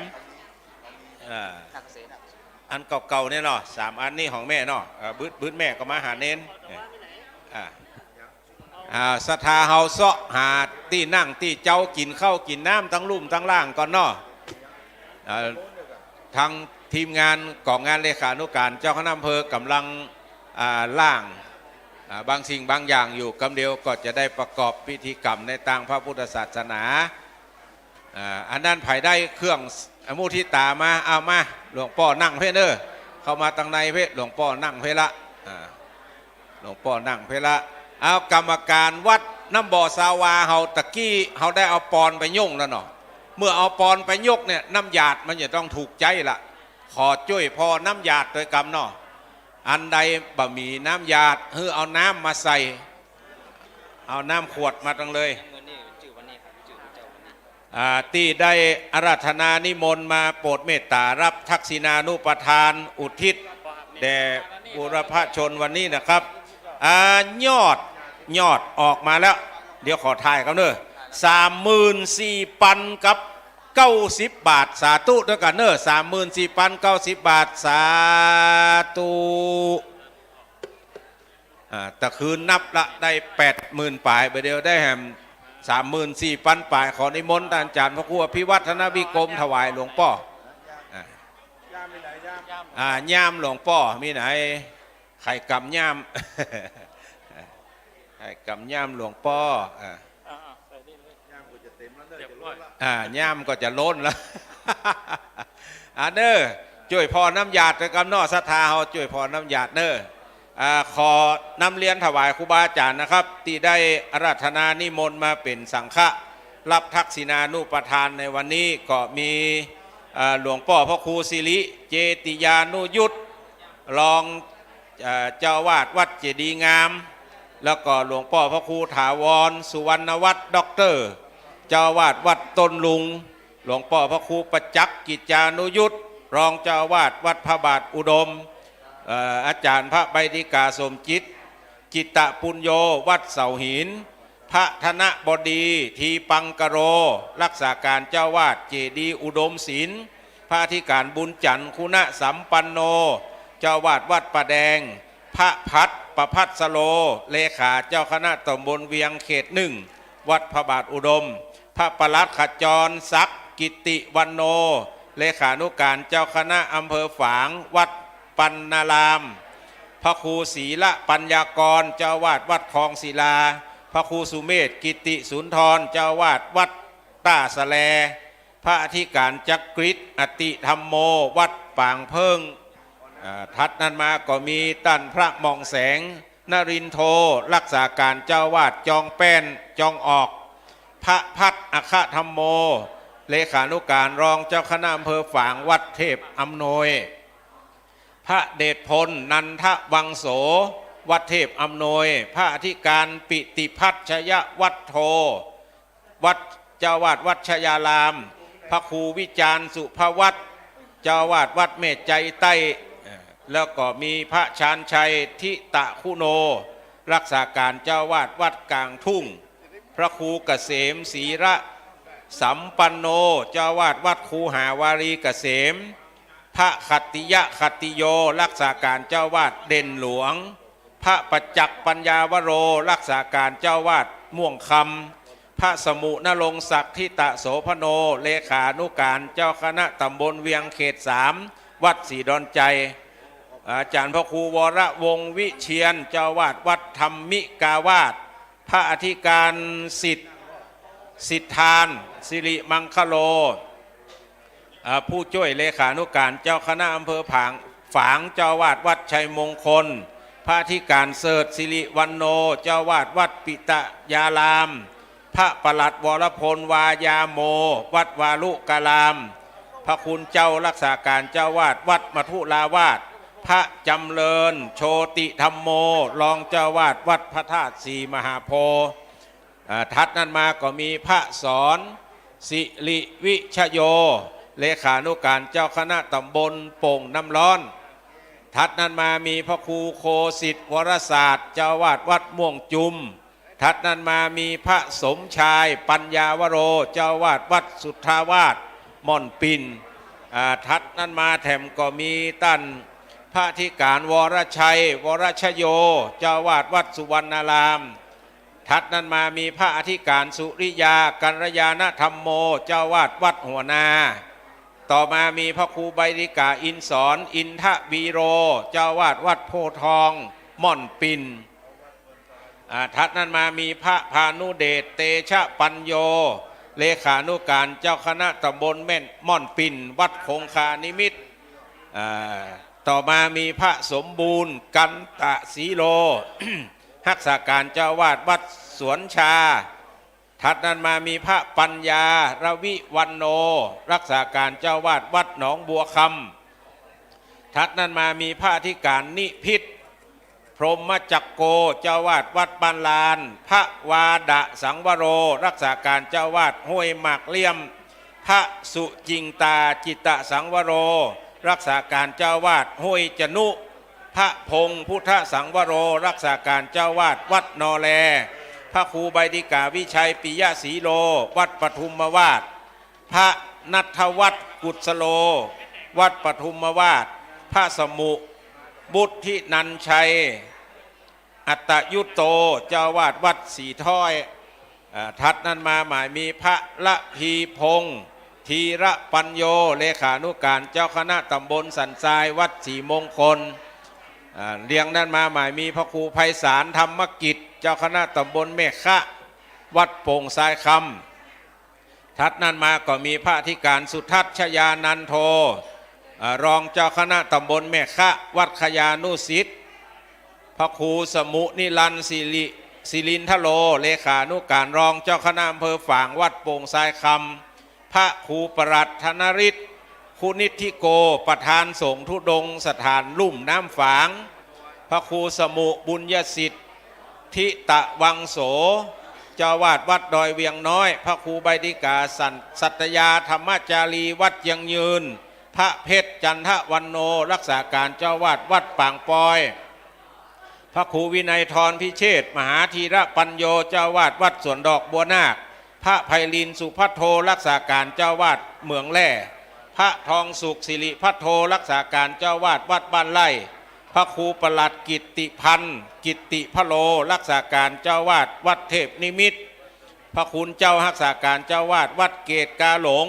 พระครูปัญญาพัฒนาสิทธิ์เจ้าวาดวัดเทพประสิทธิ์พระครูปัญญาธนาพิรัตน์เจ้าวาดวัดสันปุเลยพระครูสุภัทระปุญญากรเจ้าวาดวัดล่องอ้อพระอธิการสุรินทร์เตชะวันโนเจ้าวาดวัดสันดินแดงพระคุณเจ้ารักษาการเจ้าวาดวัดสันปะฮักพระอธิการพารินทรทิตะวรสัทโธเจ้าวาดวัดชัยเกษมต้นซ่านพระวัชระฐานิสโลเลขานุการเจ้าคณะตำบลแม่ศูนย์วัดแม่ศูนย์หลวงพระครูสุมนสังวราพิลมเจ้าวาดวัดห้วยโจ้พระครูประคุณจิตการวัดอุดมมงคลพระครูรัตนจันทรังสีเจ้าวาดวัดหาดสำราญพระมหานัฏฐานันท์อนาลโยเจ้าวาดวัดสันต้นเปาพระครูสุชัยพัฒนากิจเจ้าวาดวัดเวียงชัยประการพระประหลัดพุทธฐานะธรรมโมเลขานุการเจ้าคณะตำบลเมฆาวัดไพศลพนารามพระมหาสุพนัสมหาศีละปัญโยเจ้าวาดวัดคงคารามพระนิเวศอัคคจิตโตรักษาการเจ้าวาดอุทกวารีพระอธิการชัยวริศอิทธิวรยาโนเจ้าวาดวัดเวียงชัยคีรีวงศ์พระครูสมุลังสรรค์ขันติจิตโตเจ้าวาดวัดดงพักแคพระรวีรวิวันโนรักษาการเจ้าวาดวัดปทุมมารามพระสุชาติวิสุทโธเลขานุการเจ้าคณะตำบลแม่งอนวัดพระธาตุดอยแก้วทัดนั้นมาหมายมีพระถนอมศักดิ์กิติทโลรักษาการเจ้าวาดมหาโพสิริจุ่มเมืองพระอธิการบรรเจิดสุทธสีโลเจ้าวาดวัดพรหมจริยาวาสพระสมุโอฬารวชิระปัญโยเจ้าวาดวัดมาตุการามพระกิตติพลจิตตทันโตเจ้าวาดวัดดอนใจพระสมุสยามปัญญาวังโสเจ้าวาดวัดบ้านใหม่ปูแจ้พระพันนวัตเตชะปุญโยรักษาการเจ้าวาดทุ่งกวางทองแล้วก็พระคุณเจ้ารักษาการเจ้าวาดวัดปัญจคณานุสรณ์พระคุณเจ้ารักษาการเจ้าวาดหมอกเปาพระคุณเจ้ารักษาการเจ้าวาดศรีเวียงพระมหาฉันทกโรรักษาการเจ้าวาดวัดพระธาตุศพฝางพระครูประภัสศรีลาพรเจ้าอาวาสวัดศรีลาอาจพระครูสุวัตถิธรรมประกาศเจ้าอาวาสวัดธรรมิกาวาสพระมหานราธจริยเมธีเลขานุการเจ้าคณะอำเภอแม่อายวัดเจดีย์เชียงพญาซึ่งตอนนี้พระเดชพระคุณหลวงพ่อเจ้าคณะจังหวัดแม่ห้องสอนได้เมตตาเดินทางมาถึงและขอนิมนต์ตั้งหน้านะครับต่อไปก็มีพระครูสุวัตถิธรรมประกาศพระมหานาราธจริยเมธีพระครูประหลัดสนันจารุธรรมโมวัดพระธาตุดอยน้อยบ้านหลวงพระประดิษฐ์คุณวีโรวัดดอนตองพระครูสถิตสารคุณวัดหนองผาขาวขึ้นสีขาวละตอนนี้พระครูสุเมธธรรมเสวีพระครูกัลยาณปาโมทพระครูอภิวัฒนวิกรมพระชัยวัฒนาคเสนโนพระครูวรธรรมนาถพระวรรณชัยชยานันโท พระครูชนลทานพิทักษ์พระครูสมุวิสุวัตรวรกิจโจพระทวีศักดิ์อโรโคพระตะวันธรรมวโรพระธนชชาวรยาโนพระครูสังวรศีลาภิลักษ์หลวงพ่อพระครูนิวิทย์ศีลาสังวรเจ้าคณะอำเภอเวียงป่าเป้าห้างต่ำหลวงปู่พระครูปฏิภาณธรรมทินเจ้าวาดวัดพระธาตุดอยจอมพ่อเวียงป่าเป้าท่านพระครูปริยัติรัตนโชติท่านพระครูปลัดนัทพงศ์ทิตะอย่างนี้บุตรทิศิริหันที่พ่องบานที่พ่องพระประสิทธิ์สุเมธโสพระครูสังฆลักษณ์ธนอัตรัตนศิริแล้วก็พระมหาประสิทธิ์ธรรมาพินันโทพระมหานพดลสุวรรณเมธีเจ้าคณะอำเภอวังเหนือพระครูสิริธรรมบัณฑิตเจ้าวาดวัดมิ่งมูลเมืองพระสาธิตธีระปัญโยเจ้าสำนักสงฆ์ธรรมาภิวัตรพระธิการเสวตปัญญาวชิโลบ้านกิวพระมหาสมชาติชาตะปัญโยพระครูอุดมสิริทัตน์พระประหลัดสิทธิโชคสุธรรมโมพระอธิการอัศดินวิสุทธจิตโตพระครูวิมลกิติยาภรณ์พระครูจันทะสรวงศ์พระครูมนัสกิจสถาพรพระครูบุญยกิจจานุกูลพระครูประหลัดธนพัฒน์พัทรยาโนพระครูประหลัดบัญชาประภากโลครูบาบุญกัมสำนักสงฆ์ป่าเลไลปิงโก้งเจียงดาวพระธิการเมธาวัดจิตตะทันโตเจ้าวาดวัดหนองมัดจับพระครูสุจิตรัตนาธรวัดชัยมงคลพระครูวิสาทบุญยนิวิทย์วัดอู่ทรายคำพระครูหิลันสุภธาดารองเจ้าคณะตำบลแม่โป่งไม่ให้เงินพระครูศรีธรรมคุณตึงมดตึงมวลนี่เป็นรายนามของพระเถรานุเถระเจ้าคณะพระสังฆาธิการที่ลูกศิษย์ลูกหาของหลวงพ่อเจ้าคณะอำเภอฝางได้นิมนต์มาเป็นสงฆ์เมตตาจะสวด3ขันยึกนะครับขันยึกแรกจะสวดธรรมจักรขันยึก2จะสวดธรรมนิยามขันยึก3จะสวดถวายพรพระนะครับบัดนี้พระเจ้าประสงค์ที่เดินทางมาถึงแล้วก็นิมนต์ทำภารกิจส่วนตัวเลยนะครับ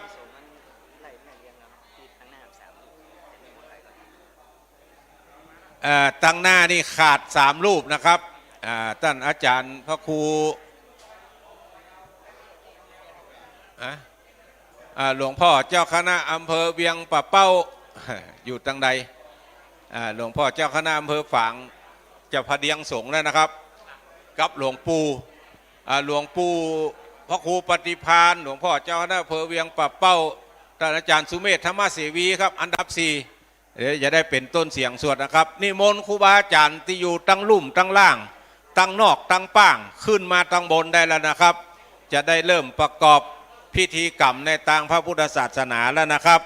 ขอเชิญโฆษกประจำวันนี้เลยเนอะ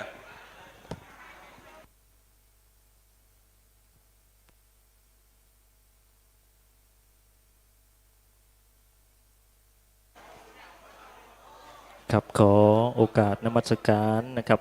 พระเดชพระคุณพระสุมนศาสนกิจนะครับหลวงพ่อเจ้าคณะจังหวัดแม่ฮ่องสอนวัดพระธาตุดอยกองมูนะครับขอกราบคารวะนมัสการหลวงพ่อเสือนะครับธรรมพระครูสิงหะธรรมาพรหลวงพ่อเสือธรรมวโรวัดดอนไผ่ใหญ่จังหวัดสิงห์บุรีหลวงพ่อพระครูสุจิตานุรักษ์เจ้าคณะอำเภอฝางนะครับหลวงพ่อพระอมรเวทีผู้ช่วยเจ้าวาดวัดพระธาตุสีจอมทองและพระมหาเถรานุเถระทุกท่านทุกรูปทุกตนทุกองค์นะครับวันนี้นะครับเราจะได้ทำบุญทักษิณานุปทานนะครับเพื่ออุทิศส่วนกุศลบูรพาจารย์และพระมหาเถรานุเถระ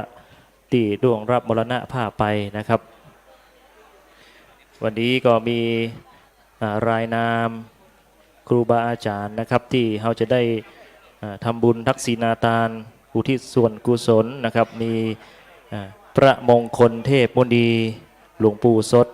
จันทสโรวัดปากน้ำภาษีเจริญพระครูโสพลเจติยารามนะครับ อดีตเจ้าคณะอำเภอฝางวัดเจดีย์งาม พระครูธรรมทินอาจารย์กัลยาอดีตเจ้าคณะอำเภอฝางวัดพระบาทอุดม พระครูวิทิตธรรมรสอดีตเจ้าอาวาสวัดพระบาทอุดม พระครูธรรมทินอดีตเจ้าอาวาสอดีตเจ้าหน้าอำเภอฝางวัดศรีบุญเรืองสงแคนะครับ พระครูวุฒิยานพิสิทธิ์อดีตเจ้าคณะอำเภอแม่อาย วัดปัณณารามต้นหนุน พระครูเทพวุฒิคุณนะครับ อดีตเจ้าอาวาสวัดเทพอำนวยป่าบงเวียง พระครูศิรนันทคุณ อาจารย์อินอาติคุณโน อดีตเจ้าอาวาสวัดศรีราอาจบ้านคายนอกครับ พระครูปัญญารัตนคุณครูบาเมืองแก้ว อดีตเจ้าอาวาสวัดแม่ศูนย์แล้วก็พระครูมงคลรัตน์ครูบาดอยลางนะครับ อดีตเจ้าอาวาสวัดดอยลาง ก็ยังมีหลวงปู่ทองนะครับ พระพรหมมงคลหลวงปู่ทอง วัดพระธาตุสีจอมตองครูบากันธาธรรมพุทธาจารย์วัดคูหาวลีเกษมสันปายางนะครับ แล้วก็ครูบาเตจาวันนี้เราจะได้ทักษิณาทาน แล้วก็ยังมีพระเจ้าฝางพระนางสามผิวผู้สร้างบ้านแปลงเมือง แล้วก็บรรพบุรุษบรรพชนนะครับของเมืองฝางเฮาเนอร์วันนี้นะครับจะได้ทำบุญทักษิณาทานนุปทานนะครับ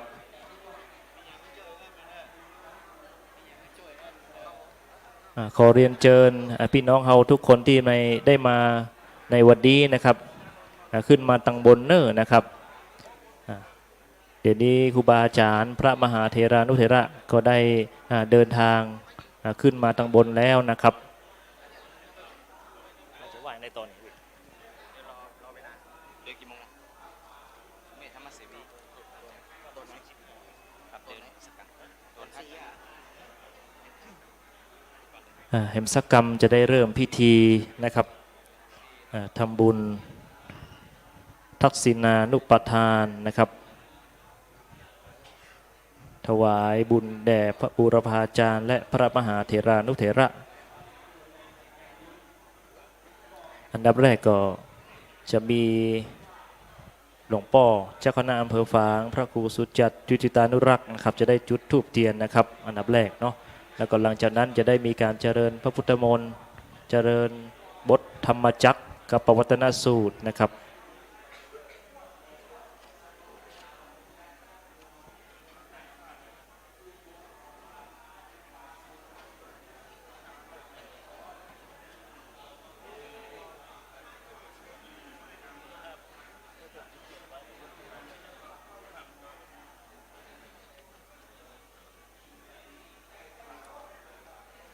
วันนี้เราจะได้จุดเทียนมหามงคลซ้ายมหามงคลขวานะครับขวานะครับก็มีคุณปราณีปัญโยผู้อุปถัมภ์วัดพระบาทอุดมของเรานะครับเป็นเจ้าภาพแต้นพระเจ้าพลาลักษณ์แข่งนะครับแล้วก็จะมีจุดเทียนสตบันเนอร์นะครับ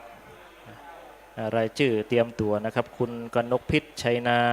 คุณพนิตาพรหมมินทร์แม่จงดีเชื้อกันธาคุณครูทิติรินนะครับรัตนดาวธนิตธัญบูรณ์นะครับคุณอุไรวันสุวรรณคุณกนเนกสอนประเสริฐคุณสุพนุษณสุวรรณเนอะเตรียมตัวนะครับเดี๋ยวจะได้จุดเทียนสตบันนะครับและส่วนจุดเครื่องทองน้อยนะครับหน้ารูปบูรพาจารย์พระมหาเถรานุเถระก็มีและบรรพบุรุษก็คือคุณปราณีนาคเสนเนอร์นะครับบุญทาวงศาลูกหลานเจ้าน้อยบุญทาวงศานะครับเดี๋ยวสักกรรมเตรียมตัวนะครับ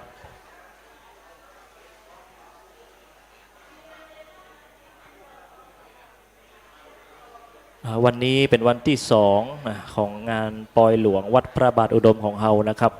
วันพรุ่งนี้นะครับก็ยังมีอีกวันหนึ่งนะครับวันที่22นะครับเป็นการทำบุญสืบชะตาหลวงอายุวัฒนมงคลหลวงพ่อพระครูสุจิตานุรักษ์นะครับหลวงพ่อเจ้าคณะอำเภอฝางของเฮาครบ6 รอบ72 ปีนะครับวันพรุ่งนี้นะครับก็ยังมีอีกวันหนึ่งนะครับ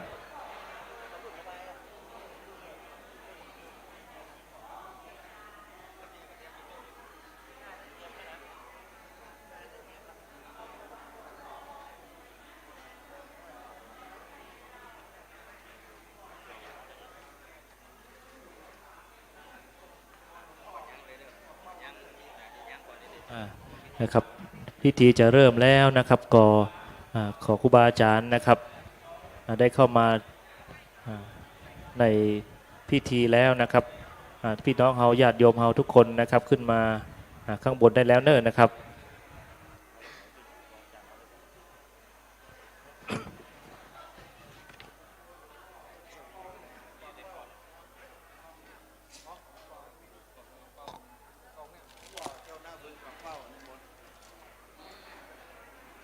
หลวงพ่อนะครับ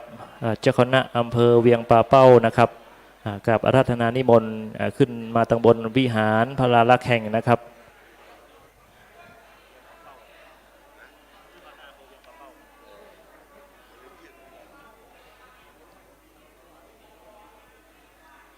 วันนี้เราได้รับความเมตตาจากพระมหาเถรานุเถระหลายรูปนะครับ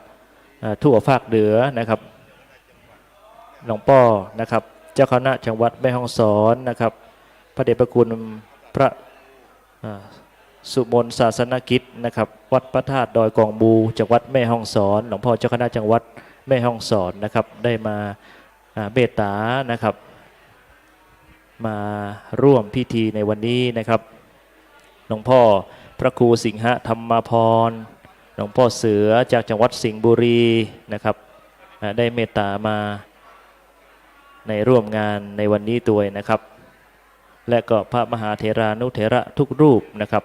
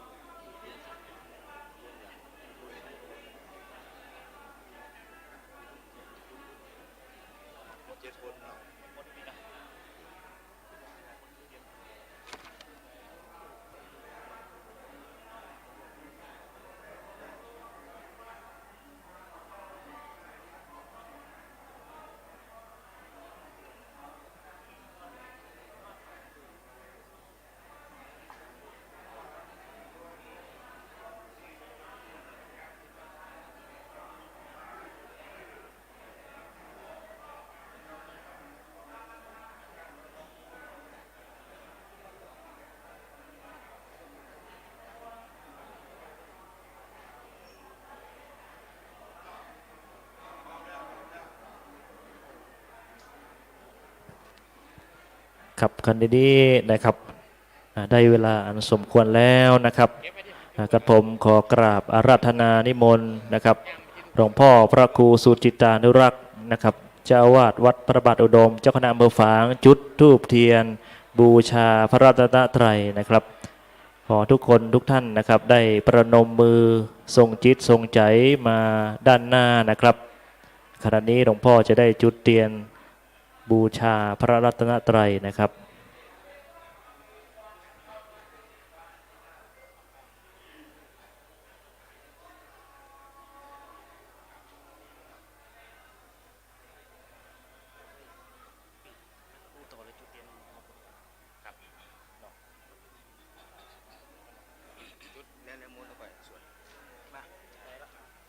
นะครับประนมมือนะครับน้อมจิตน้อมใจนะครับทรงใจมาทางด้านหน้าพิธีนะครับ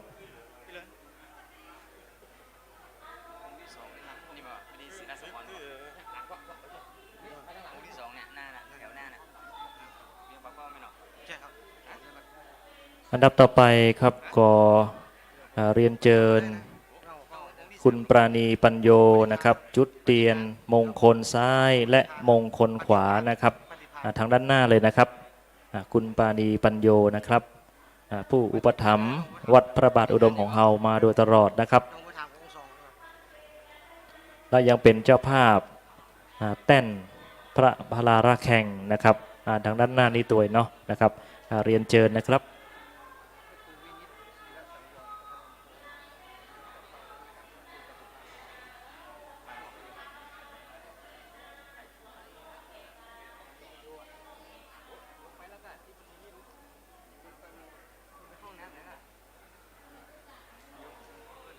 คุณปราณีปัญโยนะครับจุดเตียนมงคลซ้ายมงคลขวานะครับทางด้านหน้านี่เลยนะครับเรียนเชิญนะครับเชิญทางด้านหน้านี่เลยครับ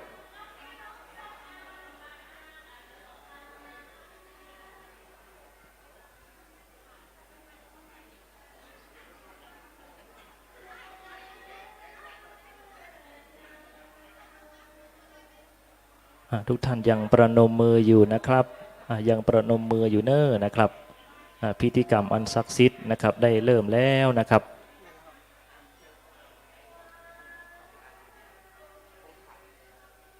อันดับต่อไปเราจะได้จุดเตียนสัตบันอยู่ทั้งหมด7 เล่มนะครับเรียนเชิญคุณกนกพิษชัยนานะครับเล่มที่1นะครับเล่มที่2นะครับเรียนเชิญคุณพนิตาพรหมมินทร์นะครับจุดเตียนสัตบันเป็นเล่มที่2นะครับเล่มที่3คุณแม่จงดีเชื้อกันทาครับเรียนเชิญนะครับแม่จงดีมาเลยเนอะครับแม่จงดีมาเลยนะครับแล้วก็เล่มที่4คุณครูทิรินทร์รัตนดาวธนิตธัญบูรณ์นะครับ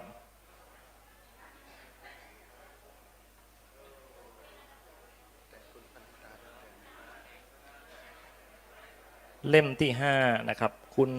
อุไรวรรณสุวรรณนะครับแล้วก็คุณกันอเนกสอนประเสริฐกุล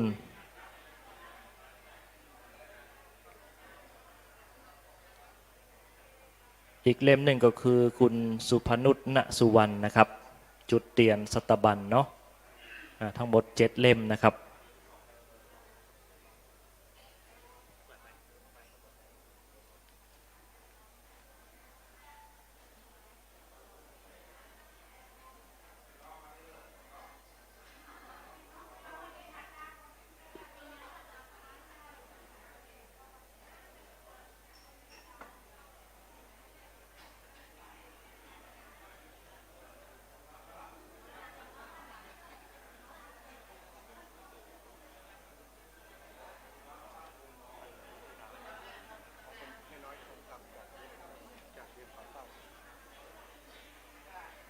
แล้วก็เล่มสุดท้ายคือแม่น้อยทองปันจากเวียงป่าเป้าทองคำจากเวียงป่าเป้าเนอะจุดเตียนสัตบันเล่มสุดท้ายนะครับวันนี้พี่น้องเฮามากันนักกันหลายนะครับหลายจังหวัดหลายอำเภอทั่วภาคเหนือนะครับมาร่วมทำบุญในวันนี้นะครับ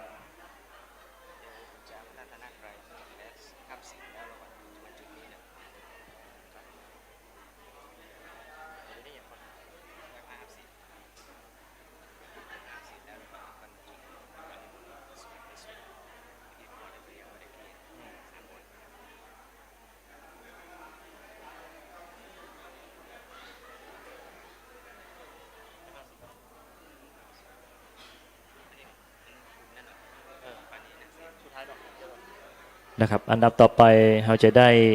ไหว้พระรับศีลแล้วก็จุดเครื่องทองน้อยเป็นรับต่อไปนะครับ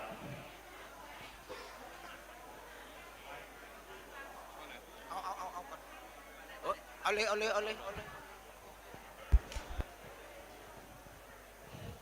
ครับถวายดอกไม้ไหว้พระนะครับอิมินาสการเรนะพุทธังอาภิปูชยามาอิมินาสการเรนะธัมมังอาภิปูชยามาอิมินาสการเรนะสังฆังอาภิปูชยามาอะระหังสัมมาสัมพุทโธ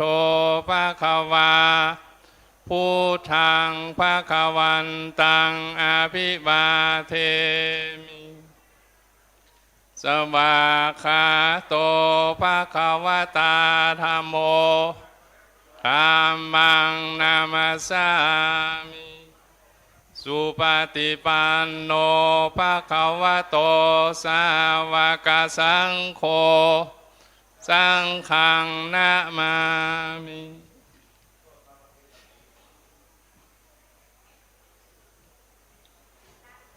ครับต่อไปสมทานศีลพร้อมกันนะครับ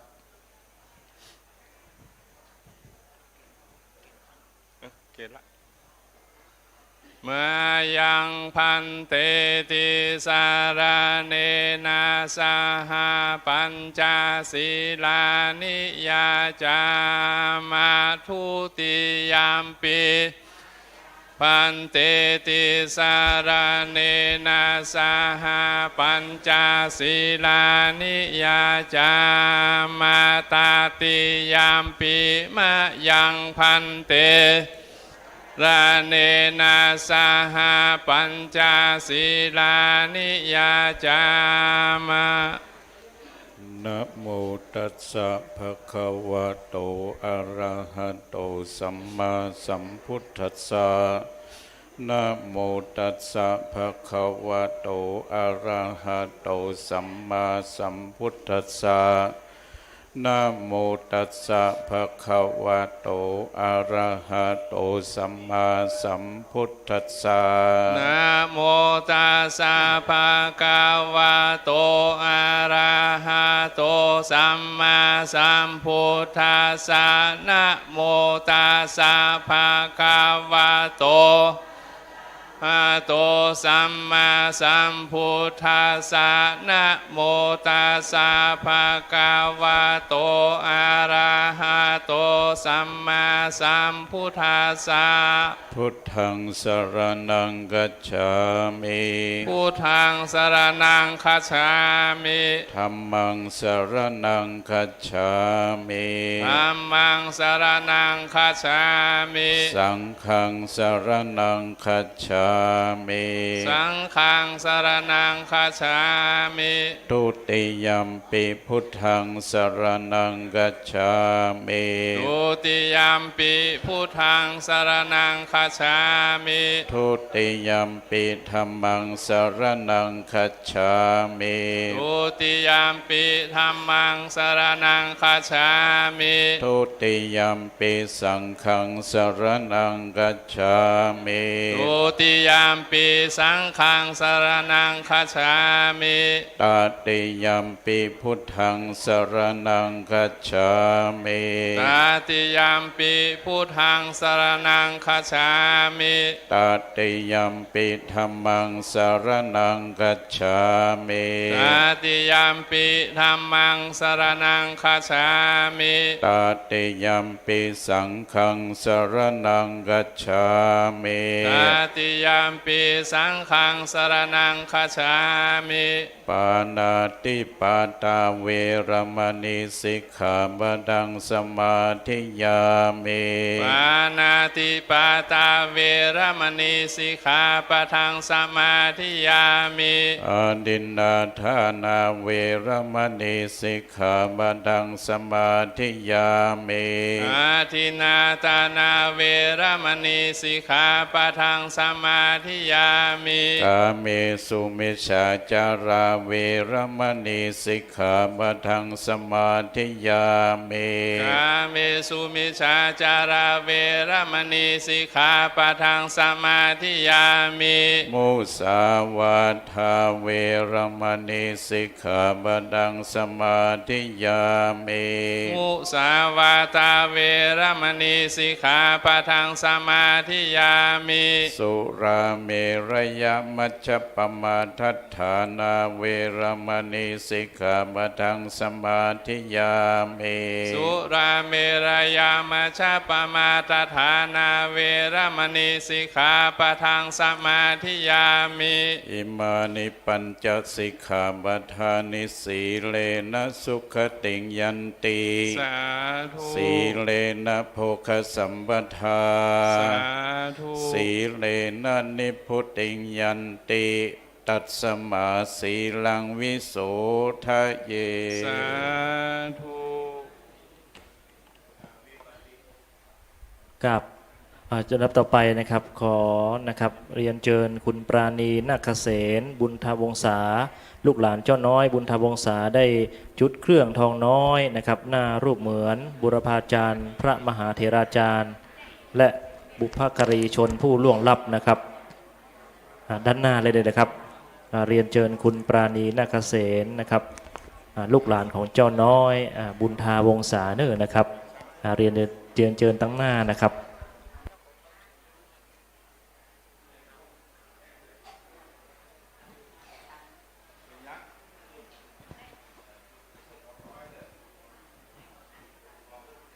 วันนี้เราจะได้ทำบุญนะครับทักษิณานุปทานอุทิศส่วนกุศลนะครับถึงนะครับบูรพาจารย์แล้วก็พระมหาเถราจารย์บุพการีชนผู้สร้างบ้านแปลงเมืองฝางของเฮานะครับอันดับต่อไปขอกราบอาราธนานิมนต์ครูบาอาจารย์นะครับวิปติปฏิปหายาสัพพสัมปติสิทธิยาสัพพทุกขวินาศยาปริตังพุทธมังคลังวิปติปฏิปหายาสัพพสัมปติสิทธิยาสัพพพยาวินาศยาปริตังพุทธมังคลังวิปติปฏิปหายาสัพพสัมปติสิทธิยาสัพพโรคาวินาศยาปริตังพุทธมังคลังขออนุญาตพระมหาเถรเจ้ากับผมได้รับฉันทานุมัติจากพระคุณหลวงพ่อได้เป็นต้นเสียงหลวงพ่อเจาะจง3 บทพระธรรมจักรกับปวัตนสูตรธรรมนิยามและอาหง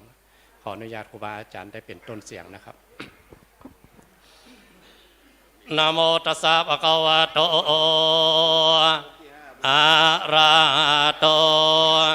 สัมมาสัมพุทธัสสะนะโมตัสสะภะคะวะโตอะระหะโตสัมมาสัมพุทธัสสะนะโมตัสสะภะคะวะโตอะระหะโตสัมมาสัมพุทธัสสะพุทธังสรณังคัจฉามิธัมมังสรณังคัจฉามิสังฆังสรณังคัจฉามิทุติยมปิพุทธังสรณังคัจฉามิทุติยมปิธัมมังสรณังคัจฉามิทุติยมปิสังฆังสรณังคัจฉามิตติยมปิพุทธสรณังคัจฉามิตติยมปิธัมมังสรณังคัจฉามิตติยมปิสังฆังสรณังคัจฉามิอนุตตรังอภิสัมโพธิงสัมพุทธิตวาตถาคโตปะธรรมังยังอเทเสสิธรรมจักกังอนุตตรังสัมมาเทวะปวัตเตนโตโลเกอัปปติวัตติยังยะถากาตาอุโออันตาปฏิจมัจจิมา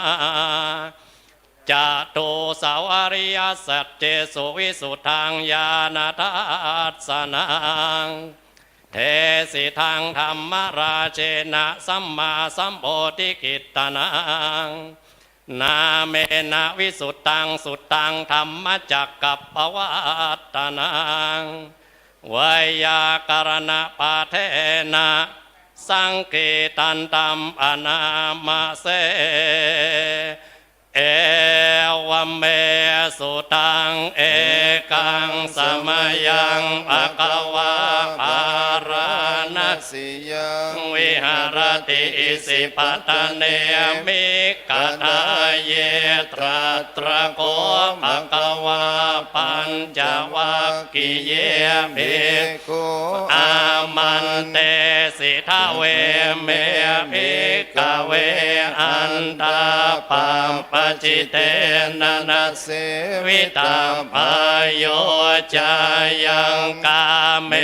สุกามสุขันลิกานุโยโกเอโนกัมโมปุณโดนจนิโกอนาริโย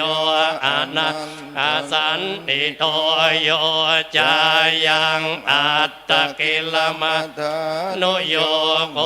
โดโกอนัตติโยอนัตตสันติโตเอเตเตภิกขเวอุโออันเตอนุปักมะมัจจิมาปฏิปทาตถาคเตนะอภิสัมพุทธาจักกุกรณียานกรณียอุปสัมมายะอภิญญายะสัม โพธาย ยะนิพพานายะสังวัตติกตมาจะสาภิกขเวมัจจิมา บันดิบัน ทาตถาคเตนะอภิสัมพุทธาจักกุกรณียานกรณียอุปสัม มาย ะอภิญญายะสัมโพธายะนิพพานายะสังวัตติอายะเมวะอริโย อัตตา ตังกิโกมะโกไสยทิตังสัมมาทิฏฐิสัม มมา สังกัปโปสัมมาวาจาสัมมากัมมันโตสัมมาอาชีวะ สัม มาวายาโมสัมมาสติสัมมาสมาธิอายังโกสาภิกขเวมัจจิมาปฏิปัน นา ตถาคเตนะอภิสัมพุทธาจักกุกรณียานกรณียอุปสัม มาย ะอภิญญายะสัมโอนอายะนิพพานายะสังวัตติอิทังโกปนาภิกขเวทุกขังอริย ยสัจจันติปิทุก ขา ขา จารามิทุกขามรณะมิทุกข ขัง โสกปริเทวทุกขโทมนัสสุปายาสามิทุกขาอภิเยหิสัมปโยโพธุปิเยหิวิปโยโหตุโกยัมปิจังนะละปฏิตัมปิทุ ทุ ก กขัง สังอิเตนะปัญจุปาทานขันธาทุ ทุ ก กขา อิทังโกปนาภิกขเวทุกขสมุทัยโยอริยสัจจังยายังตัณหาโวนปวิกานันติราคะสหกัต ตราตราวินันติเนสัยยติทางกามตัณ หา อวตัณหาวิภวตัณหาอิทังโกปนาภิกขเวทุกขนิโรธอริยสัจจังโยตัสสาเยวตัณหายะอเสสวิราคนิโรธ จัก โกปฏินิสสังโกมุตติอนาลโยอิทังโกปนาภิกข ขเว ทุกขานิโรธคามิเนปฏิปทาอริยสัจจังอายะเมวะอริโยอัตถังกิโก มะ โกไสยติทางสัมมาเดชติสัมมา สังกัปโป สัมมาวาจาสัมมากัมมันโตสัมมา อา ชีวสัมมาวายาโม สัมมาสติสัมมาสมาธิอิทังทุกขังอริยสัจจันติเมกาเวปุมเออนันโนสุเตสุธัมเมสุจักขุงอุตตปาดิยาอุตตปาดิปัญญาอุตตปาดิวิชชาอุตตปาดิอาโลโกอุตตปาดิตังโกปนิทังทุกขังอริยสัจจังปริญญายันติเมเอกเวอนันโนสุเตสุธัมเมสุจักขุงอุตตปาดิญาณังอุตตปาดิปัญญาอุตตปาดิวิชชาอุตตปาดิอาโลโกอุตตปาดิตังโกปนิทังทุกขังอริยสัจจังปริญญาตันติเมภิกขเวปุมอนันโนสุเตสุธัมเมสุจักขุงอุตตปาดิญาณังอุตตปาดิปัญญาอุตตปาดิวิชชาอุตตปาดิโลโกอุตตปาดิอิทังทุกขสมุทัยโยอริยสัจจันติเมภิกขเวปุเบอนันโนสุเตสุธัมเมสุจักขุงอุตตปาดิญาณังอุตตปาดิปัญญาอุตตปาดิวิชชาอุตตปาดิอาโลโกอุตตปาดิตังโหปนิทังทุกขสมุทัยโยอริยสัจจังปหาตพันติเมภิกขเวปุเบอนันโนสุเตสุธัมเมสุจักขุงอุตตปาดิญาณังอุตตปาดิปัญญาอุตตปาดิวิชชาอุตตปาดิอาโลโกอุตตปาดิตังโกปนิทังโลกสมุทัยโยอริยสัจจังปะเอนันติเมภิกขเวปุมอนันโนสุเตสุธัมเมสุจักขุงอุตตปาดิญาณังอุตตปาดิปัญญาอุตตปาดิวิชชาอุตตปาดิอาโลโกอุตตปาดิอิทังทุกขนิโรธโธอริยสัจจันติเมภิกขเวปุเบอนันโนสุเตสุธัมเมสุจักขุงอุตตปาดิญาณังอุตตปาดิปัญญาอุตตปาดิวิชชาอุตตปาดิอาโลโกอุตตปาดิตังโกปนิทังทุกขนิโรธโธ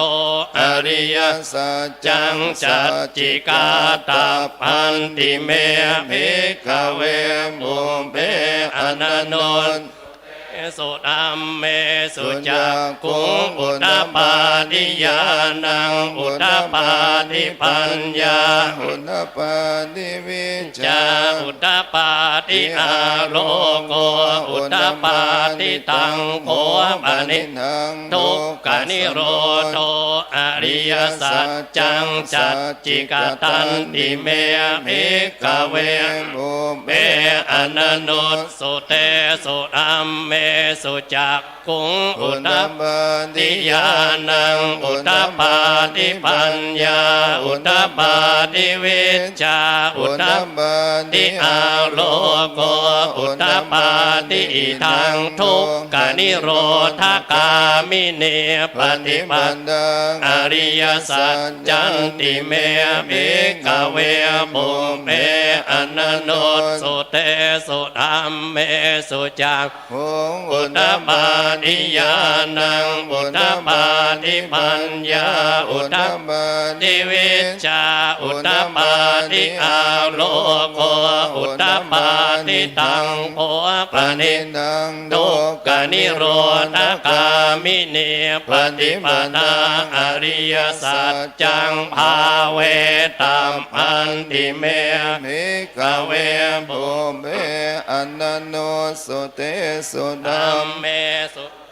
อุ อุ ต ต ต ต ปาทิญาณังอุตตปาทิปัญญา อุตตปานิวิจ จาอุตตปาทิอาโลโกอุตตปาทิตังโกปนิ นัง ทุกขนิโรธกามิเน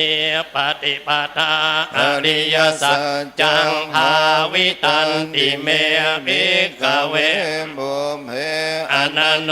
สุเตสุอัมเมสุจักขุงอุตตปาทิญาณังอุตตปาทิปัญญาอุตตปาทิวิจ จา อุตตปาทิอาโลโกอุตตปาทิยาวะเกวันจะเมภิกขเวอิเมสุจตุสุอริยสัจเจสุเอวันติปริวัตตังนวาทัสสะ การั รังยะตาโอตังยานาทัสสนังนะสุวิสุนตังโหสิเนวตาวาหังภิกขเวสะเทวะเก โลเก สัมมาระเกสัพรัมมะเกสัสสมณพรหมนิยาปัจจายสะเท เท ว วมนุษย์ สาย ยะอนุต ตรังสัมมาสัมโพธิงอภิสัมโอนโตปัจจัญญาสิงยโตจะโกเมภิกข เว อิเมสุจตุสุอริยสัจเจสุเอวันติปริวัตตังดาวา ดัสสะกัลลัง ยะถาโอ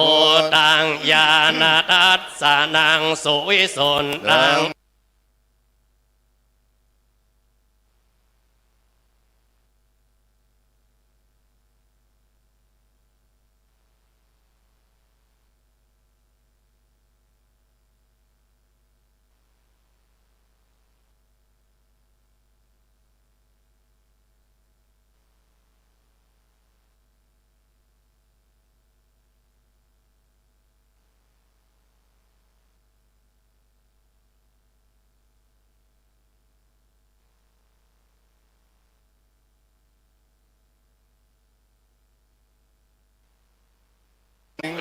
ยะมา นิ อายัสสมโตโกนดัญยัสสวิรจังเวตมาลังธรรมจัก โกง อุตตปาทิยังกินจิสมุทัยธรรมังสัพตังนิโรธธรรมันติปวัตติเตจะภควตาธรรมจักเกภุมมาเทสันตมนุนสาเวสุงเอตัม ภะคะวะตาภารณสิยังตะเนเมก กต ตา เย อ อ นุ นุ ต ต ต รัง ธ ธ ร ร ร ร ม มจักกังอนุตตรัง จักกังบวติตังอัปปติวัติยัง สมณเณนวาพรหมเณรเทเวนวามาเรน วาพระ มุนาวาเกณจิวาโลกัสสมินเตโอมมานังเทวานังสัน ดัง สุตวาจาตุมมหาราชิกาเทวาสันมนุนสาเวสุงจาตุมมหาราชิกานังเทวา นัง สันดังสุตวาตาวติงสาเทวาสันมนุนสาเวสุงตาวติงสานัง เทวานัง สันตังสุตวายามาเทวาสันตมนุนสาเวสุงยามานัง เทว วานังสัน สุตวาตุสิตาเทวาสันตมนุนสาเวสุงตุสิตานังเทวานะสันตังสุตวานิมมานรติเทวาสัตตมนุนสาเวสุงนิมมานรตินังเทวานังสันตังสุตวาปรนิมมิตวสวัตเตียเทวา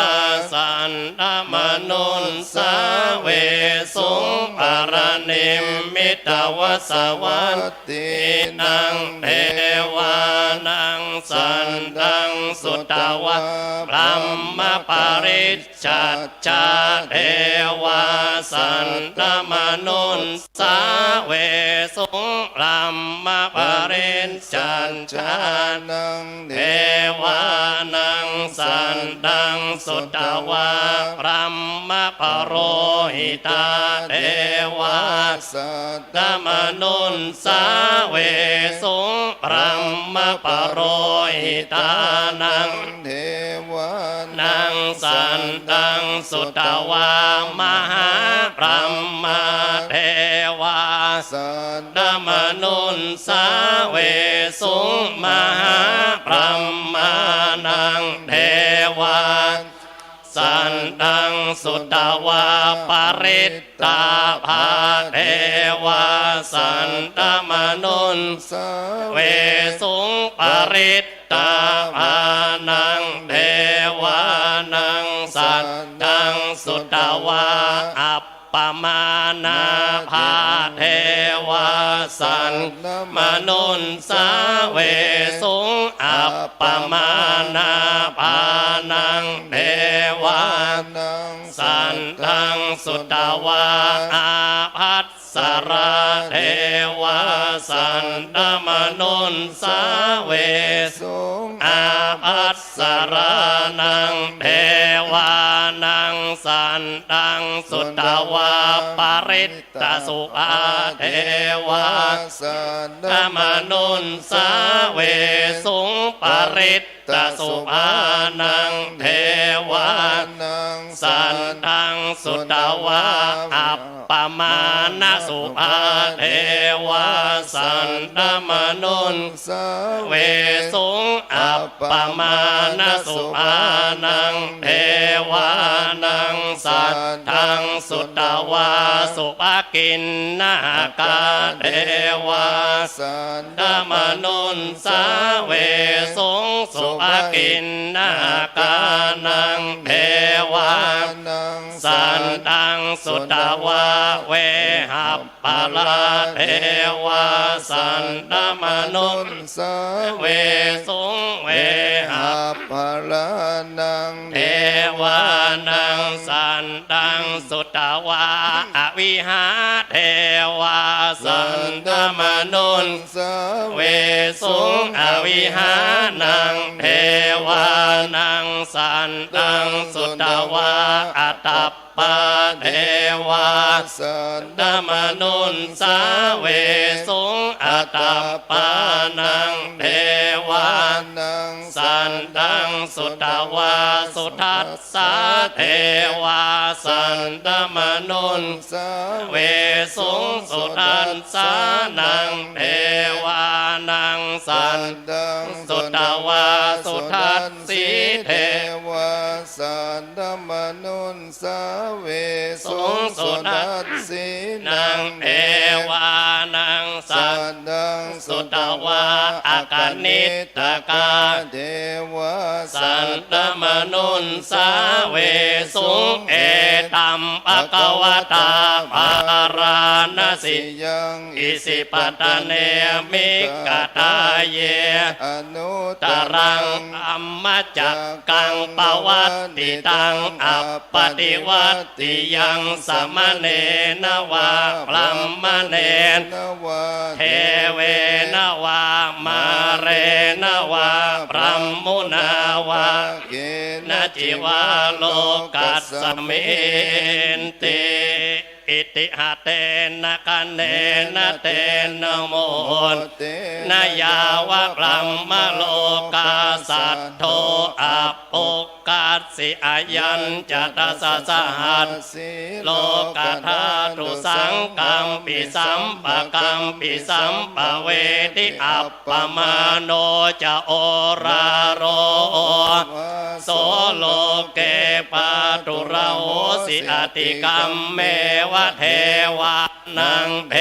วานุภาวังตะโกปะกวาอุทานังอุทาเนสิอัญญาสิวัตโพนัญโยอัญญาสิวัตโพ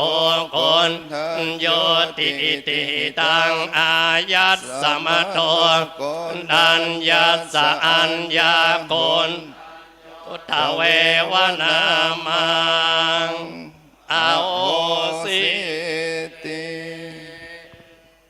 ยังเวนิพพานญาณัสสยานังบุพเพภวันตาเตตานเสวะเวสเยโพธายายังธรรมนิยามตาอนิจจตาทุกขันตาจะสัพเพสังจะอนันตตาตัสสะปะกาสกังสุตังยังสัมโพเทนะภาสิตังสาธุนังยานาจาเรนะยะธาพุทเทนะเทสิตังโยนิโสปฏิปัตติยตังตังสุตันตังภะนามะเสนะโมตัสสะภะคะวะโตอะระหะโตสัมมาสัมพุทธัสสะนะโมตัสสะภะคะวะโตอะระหะโตสัมมาสัมพุทธัสสะนะโมตัสสะภะคะวะโตอะระหะโตสัมมาสัมพุทธัสสะยะถาภิเสลาวิปุลานะพังอาจะปัมสัมมันตาอนุปะเลยยงนิมปนเทนตาจะตุนติสาเอวังจาราจะมาจุจะอดิวัตันติปานิโนกัตติเยพรัมมะเนเวเสสุนเดจันละโภกุเสนะกินจิปริวัตเจสิสัพพะเมวะปิมัตตินาทัตตหัตถินังโอมินระหานังนาปัตติยานะจาปิมัตตยุนนะสักกาเจตุงตะเนนวาตัสสมาหิปันติโตโมโสสัมปัสสังอัตตมัตตโนพุทเทธัมเมจะสังเฆจะทิโรสัทธังนิเวสเยโยธัมมจาริ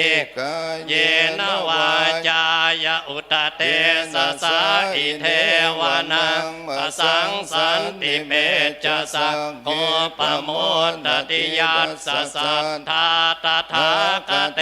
อจลาสุปฏิติตาสีลัญญายัสสะกัลยาณังอริยกันตังปสังสิตังสังเกปสันโดยัสสติอุจุโอตันจะดัสสนังอัตลิโตติตังอาหุอโมกันตัสสะชีวิตังตัสสมาสัตตัญจะสีลัญจะปัสสะทังธรรมดัสสะอนุยุนเจตเมตาเวสรังหุนทานาสาสนันติเอ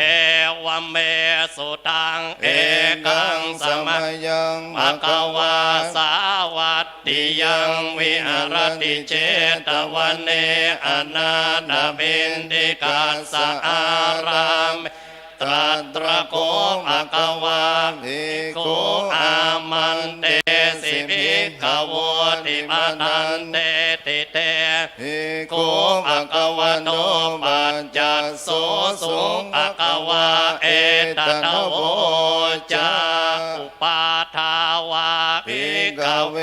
ต ต ถา ถา ค ค ตา ตา นั นั ง ง อ อ นุ นุ ปา ปา ทา ทาว าว า ต ต ถา ถา ค ค ตา ตา นั นั ง ง ทิ ทิ ตา ตาว า า สา สาธาตุธรรมติตา ธ ธรรมนิยามตาสัพเพสังขาราอนิจจติตังตถาคตโตอ อ ภิ ภิสัมโพจ จติ ติ อ อ ภิ ภิ สั สั ม ม เม เม ติ ติ อ อ ภิ ภิ สั สั ม ม โพ โพ จิตตวาอภิสัมเมตวาอา อา จิ จิ ก ก ติ ติเต เสติปัญญาเปติปัตตเปติวิวรติวิปัจจติอุตตานิกโรติสัมสังขาราอนิจจติอุปาทาวาภิกขเว ต ต ถา ถา ค ค ตา ตา นั นั ง ง อ อ นุ นุ ปา ทา ทาว าว า ต ต ถา ถา ค ค ตา ตา นังทิตาวาสาธาตุธรรม มา ติ ติ ตา ตา ธา นา ธร ธร ร ร ม ม นิ นิยาม มา ดา ดา สั สั พ พ เพ เพ สั สั ง ง ขา ขา รา รา ทุ ทุ ก ก ขา ขา ติ ติ ตั ตั ง ง ต ต ถา ถาคตโตอ อ ภิ ภิสัมโพ ปุญ จ จติอภิสัมเมติอภิสัมโอนจิตตวาอภิสัมเม ตวาอาจิ จิก ก ติ ติ เท เท เสติปัญญาเปติปัตต อ เป เป ติ ติ วิ วิ ว ว ร ร ติ ติ วิ วิ วั วั จ จ จ ติ ติ โอ อุต ตา ตา นิ นิ ก กา โร โร ติ ติ สั สั พ พ เพ เพสังขาราทุกขาติอุปาทาวาภิกข เว ต ต ถาคตานังอนุปาทาวาตถาคตานังทิตาวาสาธาตุธรรมติตาธรรมนิยมตาเปธรรมาอนัตตาติตังตถาคตโตอภิสัมโพจติอภิสัมเมติอภิสัมโพจิตตวา อภิสัมเมต ตวาอาจิกติเทเสติปัญญาเปติปัตตเปติวิวรติวิวัจจติอุนตานิกโรติสัพ เพ ธรรมาอนัตตาติธรรมโวจะภะคะวา อัตตมนาเดบิโกภะคะวะโตมาสิตั ตั ง ง อ อ ภิ ภิ นั นั น น โท โท น น ติ ติสัพเพสังขาราอนิจจติยถาปัญญายปัสสติอัตตนิพินตติทุกเกสมังโควิสุทธิยาสัพเพสังขาราทุ ทุ ก กขติ ติ ย ย ถา ถา ปั ปั ญ ญ ญา ญายปัสสติอัตตนิพินตติทุ ทุ ก ก เก เกเอสมะโค โกวิสุทธิยาสัพเพ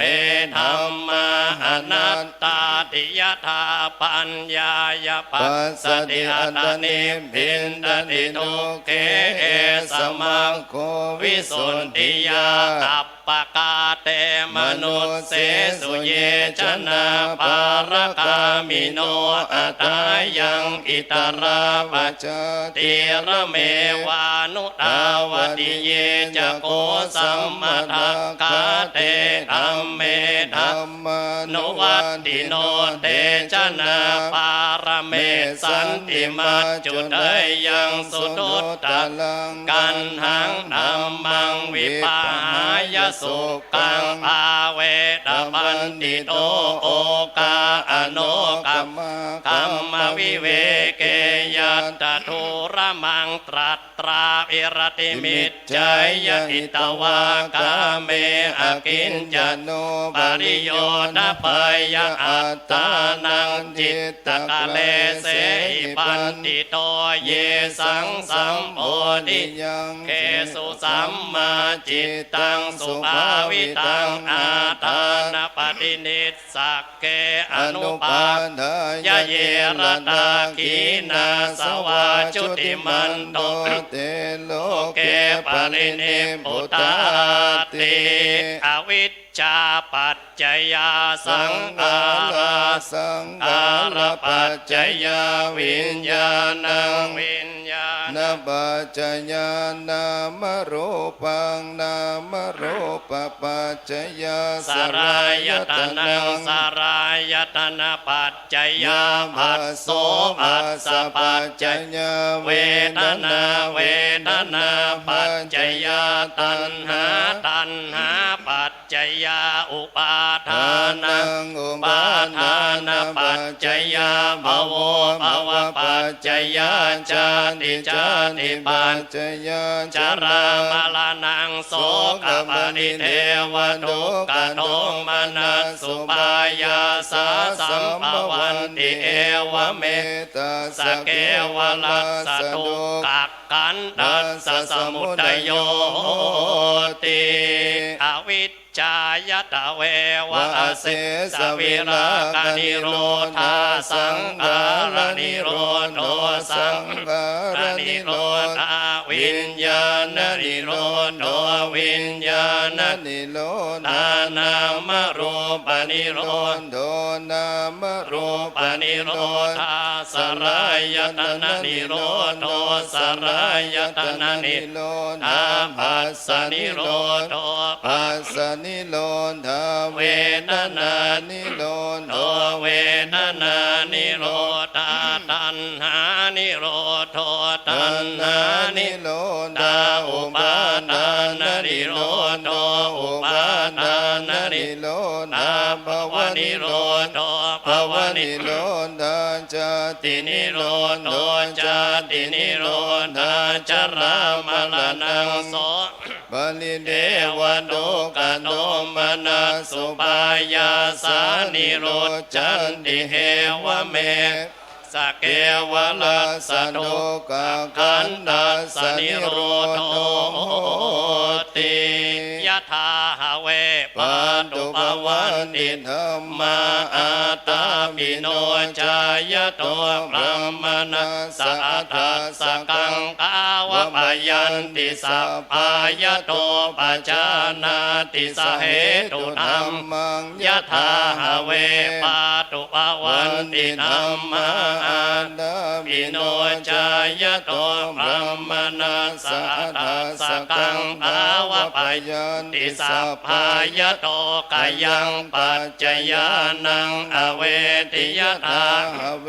ปาตุ ปวันติธรรมาอาตาปิโนจายะพระมนัสสวิโทปยังติตติมารเส นัง สุโรวะโอภาสยมันตลิขันติอติตังนันวากัม มายานา ปฏิกังเกอนาคตังยตติตัมปะเอนันตังอปัตตัญจะอนาคตังปัจจุบันนันจะโยธัมมังตัตตะตัสสวิปัสสติอสังอิรังอสังกุมปังตังวิทธามนุโรอาเยอะ เจวกิจ จะมาตาพังโกจัญญามรณังสุ เว นาอิโนสังขารันเตนะมหาเสเนนะมัจจุนาเอวังวิหาริมาตา ปิง อโหรัตตมตันติ ตังเวพัตเทกรัตโตติสันโตอจิกเตมุนีติอเนกชาติสังสารังสัตนาวิสังอเนปิสังอาการังกเวสันโตทุกขาชาติปุนังกาการกติโทสิปุณเคหังนากาสิสะภาเตภาสุกาปักกากะโกตังวิสังกขารกตังจิตตังตันหานังขยมัจจกาติติปิโสภะคะวาอะระหังสัมมา สัม บุญโดวิญจาจรณะสัมปันโนสุขโตโลกวิทูอนุตตโรภุริสธัมมสารติสัน ดาเดวมนุส สานังโอนโตภะคะวาติสวากาโตภะคะวตาธัมโมสันติติโกอาคาลิเอหิปัสสิโกโอปัญญิโกปัจจันตังเวทิตัม โม วินโยเอติสุปฏิปันโนภะคะวะโตสาวกสังโฆอุชุปฏิปันโนภะคะวะโตสาวกสังโฆ มิ ติ ปั ปั น น โน โน ภะ ภะ คะ คะ วะ วะ โต โต สา สาว ว ก ก สั สั ง ง โฆ โฆ สา สา มิ มิ จิ จิ ป ป ฏิ ฏิ ปั ปั น น โน โนภะคะ วะ วะ โต โต สา สาว ว ก ก สั สั ง ง โฆ โฆ ย ย ติ ติ ทั ทั ง ง จัตตาริ โพ ปุริ ริ ส สา ยุ ยุกานิอัตตบุริสโภกะลาเอสะภะคะวะโตสาวกสัง โอ โฆอา หุ หุ น นาย ย โย โยปาหุนายโย ตัง กิ อิ น นาย โย โย อั อั ญ ญ ช ช ลี ลี กาก า ล ล นิ นิโยอนุตตรังโมญญเข เข ต ตังโล โล กั กั ส ส สา สา ติ ติ พาหุงสหัสส ส ม ม ปิ มิ นิ นิ ม มิ มิ ต ต สา สา วุ วุ ตั ตั น น ตั ตั ง ง ก ก รี รี เม เม ฆ ฆา ลั ลั ง ง มุ มุ นิ ติ ต ตะ โก โก ร ร ส สเส เส น น มา มาทานานิธรรมวินินาจิตตวามุนินโดตันเตสะสาภวันตุเตจยมัง กาลานิมาราติเรกมปิโยสิสะสัมปารันติงโกรัมปนารวกรรมกรรมดายังขังกันเตสุตันตวิตินาจิตตวามุ มุนินโดดัน เตสะสาภวันตุเตจยมังกาลานินาราคิริงขจวาลกติมันดาโมตังทาวังกิจักกรรมสเนวสุทารุนัน ดัง เมตตัมปุเสกวิตินาจิตตวามุนินโดตันเตสะสาภวันจยมังกาลานิโอกิตกะกรรมติหัตตสุทารุนันตังทา วัน ติโยจนะปะทังกุลิมาละวันตัง อิ อิ น น ทิ ทิ มิ มิ สั สั ง ง ก ก ต ต ม ม โน โน จิตตวามุนินโดดันเดจะสาบวันตุเต จยมังกาลานิกัตตวานกัต ขมุตตะลังอิวะกาปิ ปิ นิ นิยาย า จิ จิ น น จา จาย ทุตตวจนังชนะกายมัจเจสันเตนะโสมวิตินา จินตวามุ มุ นิ นิ น น โด โด ดั ตั น น เต เต สะ สะ สา สา ภ ภ วั วัน น ตุ ตุ เต เต จ จ ย ย มั มั ง ง กาก า ลา ลา นิ นิ สั สั จ จ จั จั ง ง วิ วิ หา หาย าม ม ติ ติ สั สั จ จ จ จ ก ก วาว า า ต ต เก เก ณ ณ วาดามิโรปิตามานัง อธิอันดาโบดัง ปัญญาปฏิปัจจริโตจิตตวามุนินโต กันเด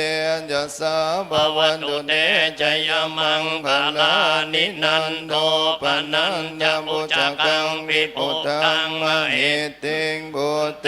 นะ นะ เท เท ระ ระ อุ อุ จ จั ก ก เก เอนะธรรมาปยันโตอินโทปันเทสวิตินา จินตวามุ มุ นิ นิ น น โด โด ตั ตั น น เต เต ส สะสาภวตุเตจยมังกาลานิทุกขาติติมุจักนะสุนาตังอัตตังพระมังวิสุทธิสุติเมน ทิภกามิ วิตานังญาณคะเทนะวิตินาจิตต วา มุนินโดตันเตสะสาภวตุเตจยมังกาลานิ เอ ตาปิปุตตจยมังกาลอัตตคาทายโยวาจโนดินดิเน สลเดมดันเดหิ หิ ต ต วาว า นั น น เน เน กวิวิตานิจุปัตตวานิ นิ โม โมกังสุขังอนิกมายน น โร โร ส ส ปั ปั ญ ญ โย โยมหาการุณิโกนาโดอิตายสั สั ม มปปานิ นิ นั นั ง ง โอ โอ เร เร ต ต วาว า บา บาร ร มี มี สั สั ม ม ปั ปั น ต โต โต สั สั ม ม โพ โพ ธิ ธิ มุ มุ น น ตมัง เอ เอ เตนะสัจจวัจเจนะตุเตจยมังพลังจยันโตโพ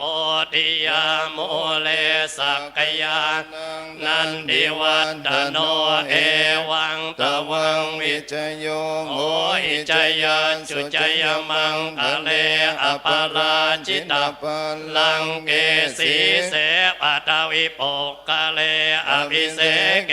สัมภพุทธ ทานัง อากัปปะโตปะโม น ตติสุนักกตังสุมัง ส สุปปันตังสุโหติตังสุกันโนสุโมโหตุจะสุยิตังพระมจาริสุปทักขินังกายกรรมังวาจากรรมังปทักขินังปทักขินังมโนกรรมังปณิติเตปทักขินาปทักขินานิกัตตวานาลพันตเทปันทักกิเนภวตุสัพพมังคลังรักขันตุสัพพเทวตาสัพพบุตธานุภาเวนัสสันตโสติภวันตุเตภวตุสัพพมังคลังรักขันตุสัพพเทวตาสัพพธรรมานุภาเวนัสสัทธาโสติภวันตุสัพพมังคลังรักขันตุสัพพเทวตาสัพพสังฆานุภาเวนัสสัทธาโสติภวันตุเต สาธุเต็มอกเต็มใจเนาะโอ้ทูเจ้าเปิ่นสวด3 บทแรกธรรมจักรพี่น้องเวียงป่าเป้านี่สวดเต็มหมดแหละธรรมจักรเนี่ยสุดยอดเนอะเนาะปู่บุญธรรมเนาะแม่น้องโอ้สวดธรรมจักรได้โอ้บทที่2ธรรมนิยาม บทที่3นี่ก็พาหุงบทชนะมารทุกอย่างต่อไปเราจะได้ฟังเทศน์เนอะญาติโยมเนอะเทศน์ฉลองธรรมาสน์ใหม่ของชมรมผู้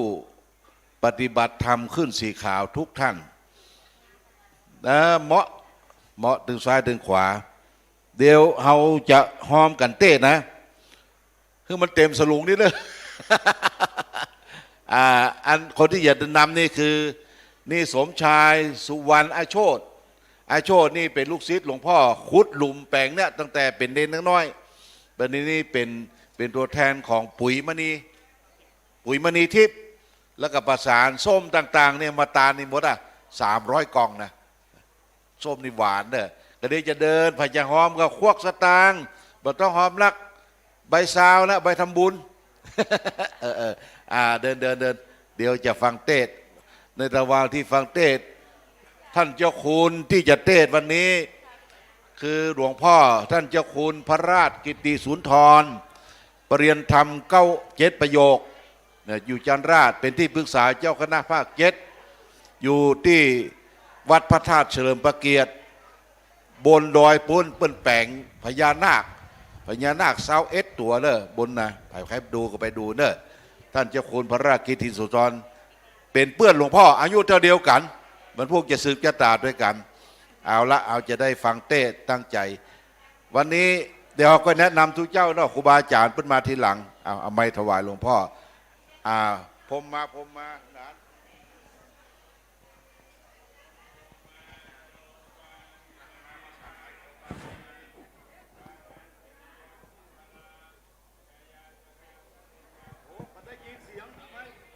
ได้พ่อได้ละเอาละนานเนี่ยนานแล้วนะ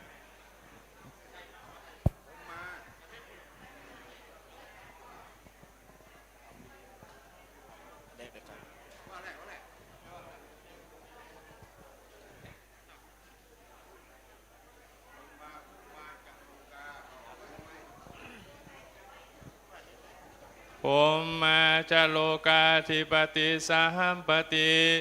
กัดอัญชลีอันทิวรังอาญาจทาสันติกาชาติกาเทเสตุธรรมังอนุกรรมปิมังปะชัง ขอโอกาสคณะสงฆ์มีพระมหาเถระหลายที่หลายอำเภอหลายจังหวัดณที่นี้พ่อมือลงแล้วก็เจริญพรญาติโยมทุกท่านหลวงพ่ออำเภอให้เราเทศโหยมันเยอะไปหมดถ้าธรรมจักรกับปวัตนสูตรและธรรมนิยามพระขุงนี้จนด้วยเกล้าก็จะสรุปธรรมะให้ฟังมันเรื่องของทุกข์ทั้งนั้นญาติโยมนะตั้งใจฟังนะ ธรรมจักรกับปวัตนสูตรนี้เป็นพระสูตรที่พระชินเจ้าเทศเป็นครั้งแรกแล้วไม่ได้เทศให้คนธรรมดาฟังญาติโยมท่านเทศให้ปัญจวัคคีย์ทั้งห้าฟังท่านเหล่านั้นเหมือนดอกอุบลที่จะบานแล้วคอยรับแสงอาทิตย์เท่านั้นพอได้รับแสงอาทิตย์ดอกอุบลนั้นก็บานปัญจวัคคีย์ทั้งห้าฟังธรรมจักรปวัตนสูตรครั้งแรกนี้5 องค์ฟังรู้เรื่องอยู่องค์เดียวใช่ไหมหลวงพี่องค์ที่สวดน่ะใช่หรือไม่ใช่ฟังรู้เรื่องอยู่องค์เดียวโกทัญโยพระโกทัญญะฟังรู้เรื่องอยู่องค์เดียวอีก4 องค์ฟังไม่รู้เรื่องเลยในธรรมจักรก็นั่นน่ะพูดถึงเรื่องทุกข์สมุทัยนิโรธมรรคญาติโยมนะธรรมนิยามก็เช่นเดียวกันพูดถึงทุกข์อิทังโขปนะภิกขเวทุกขังอริยสัจจังพูดถึงเรื่องทุกข์เหตุที่เกิดทุกข์นิโรธความดับทุกข์อริยมรรคข้อปฏิบัติให้ถึงความดับทุกข์ญาติโยมนี้สวดได้นะการที่จะเห็นทุกข์ต้องเห็นอะไรก่อนญาติโยมเห็นอะไรศาสนาของเราเนี่ยพระชินเจ้าสอนให้ปรงวางก่อนสิ่งพวกนี้เนี่ยมันอยู่ที่ไกลตัวสิ่งที่ไกลตัวเป็นเรื่องสวนไร่นาสมบัติพัสถานตำแหน่งหน้าที่การงานเนี่ยมันเป็นสิ่งที่ไกลตัวผู้เจ้าจึงสอนให้สละสิ่งที่ไกลตัวเนี่ยพวกนี้สิ่งที่ไกลตัวเนี่ยแต่เราจะยึดติดเมื่อสิ่งที่ไกลตัวเรายึดติดจะมาเห็นสิ่งที่ใกล้ตัวได้อย่างไรญาติโยมเห็นไหมสิ่งที่ใกล้ตัวน่ะใครเห็นพ้องตอนเช้าก็เข้าห้องน้ำชำระสรีระร่างกายนะตอนเย็นก็ต้องเข้าห้องน้ำอาบน้ำชำระร่างกายใช่ไม่ใช่ใครเห็นผมเป็นผมบ้างญาติโยมถามใครเห็นผมเป็นผมบ้างผมขาวก็ไปย้อมให้ดำน่ะเห็นไม่เห็นเห็นขนเป็นขนบ้างมีไหมโยมเห็นขนเป็นขนก็ยังไม่มีใครคิ้วไม่นั่นก็เขียนคิ้วใช่ไหมโยมแล้วไปสักคิ้วใช่ไม่ใช่ใครเห็นฟันเป็นฟันบ้างใครเห็นเล็บเป็นเล็บบ้างใครเห็นหนังเป็นหนังบ้าง5 อย่างนี้อยู่ที่ใกล้ตัวเราใช่หรือไม่ใช่ญาติโยมใกล้ตัวเราใช่ไหมเรายังไม่เห็นตามความเป็นจริงได้ผู้เจ้าสอนให้สละข้างนอกธรรมจักรนี่เขาจะสวดเขาเป็นบทที่คนที่เจริญวิปัสสนาให้เห็นสังขารธรรมตามความเป็นจริงแล้วคนที่เห็นจริงเนี่ยใครญาติโยมตอบที่เข้าวัดลงวัดเนี่ยให้เราสวดให้เราสรุปธรรมเนี่ยเอาญาติโยมสวดธรรมจักรได้เนี่ยโยมตอบไม่ได้เลยเดี๋ยวเราจะลงแล้วนะใครเห็นสิ่ง5 อย่างตามความเป็นจริงบ้างใครคนชั้นไหนให้เห็น5 อย่างตามความเป็นจริงเนี่ยตอบไม่ได้หลวงจะให้หลวงพี่ตอบกลัวหลวงพี่ตอบไม่ได้เดี๋ยวอายเขานะจะเห็นสิ่ง5 อย่างนี้ที่ธรรมจักรนี่นะทั้งธรรมนิยามด้วยต้องเป็นพระอนาคามีพระโสดาบันก็ไม่เห็นสิ่ง5 อย่างนี้ตามความเป็นจริงเพราะยังมีลูกเมียอยู่แต่พระโสดาบันก็7 ชาติยังยาว1 ชาติ3 ชาติ7 ชาติพระสกิทาคามีก็ยังไม่เห็นตามความเป็นจริงยังมีสุภารมณ์เห็นคน สวยนี่หล่อนี่ก็จบแค่นั้นไม่มีการปรุงแต่งต่อ ถ้าเห็นตามความเป็นจริงตามที่บทสวดนี้ต้องชั้นอนาคามี ถึงจะเห็นตามความเป็นจริงนะญาติโยมนะ ถ้าสวดธรรมจักรแล้วก็คิดถึงที่เจ้าคุณยอดดอยพูดให้ฟังกันแล้วกันนะว่าอันเพราะเริ่มแรกเนี่ยถ้าจะไปว่าทุกขังอริยสัจจังชาติปิทุกขาการเกิดมันเป็นทุกข์ชราปิทุกขาเกิดแล้วก็ต้องแก่ความแก่นั้นมันเป็นทุกข์ใครยังไม่แก่ก็ยังไม่รู้ว่าเป็นทุกข์ยังไง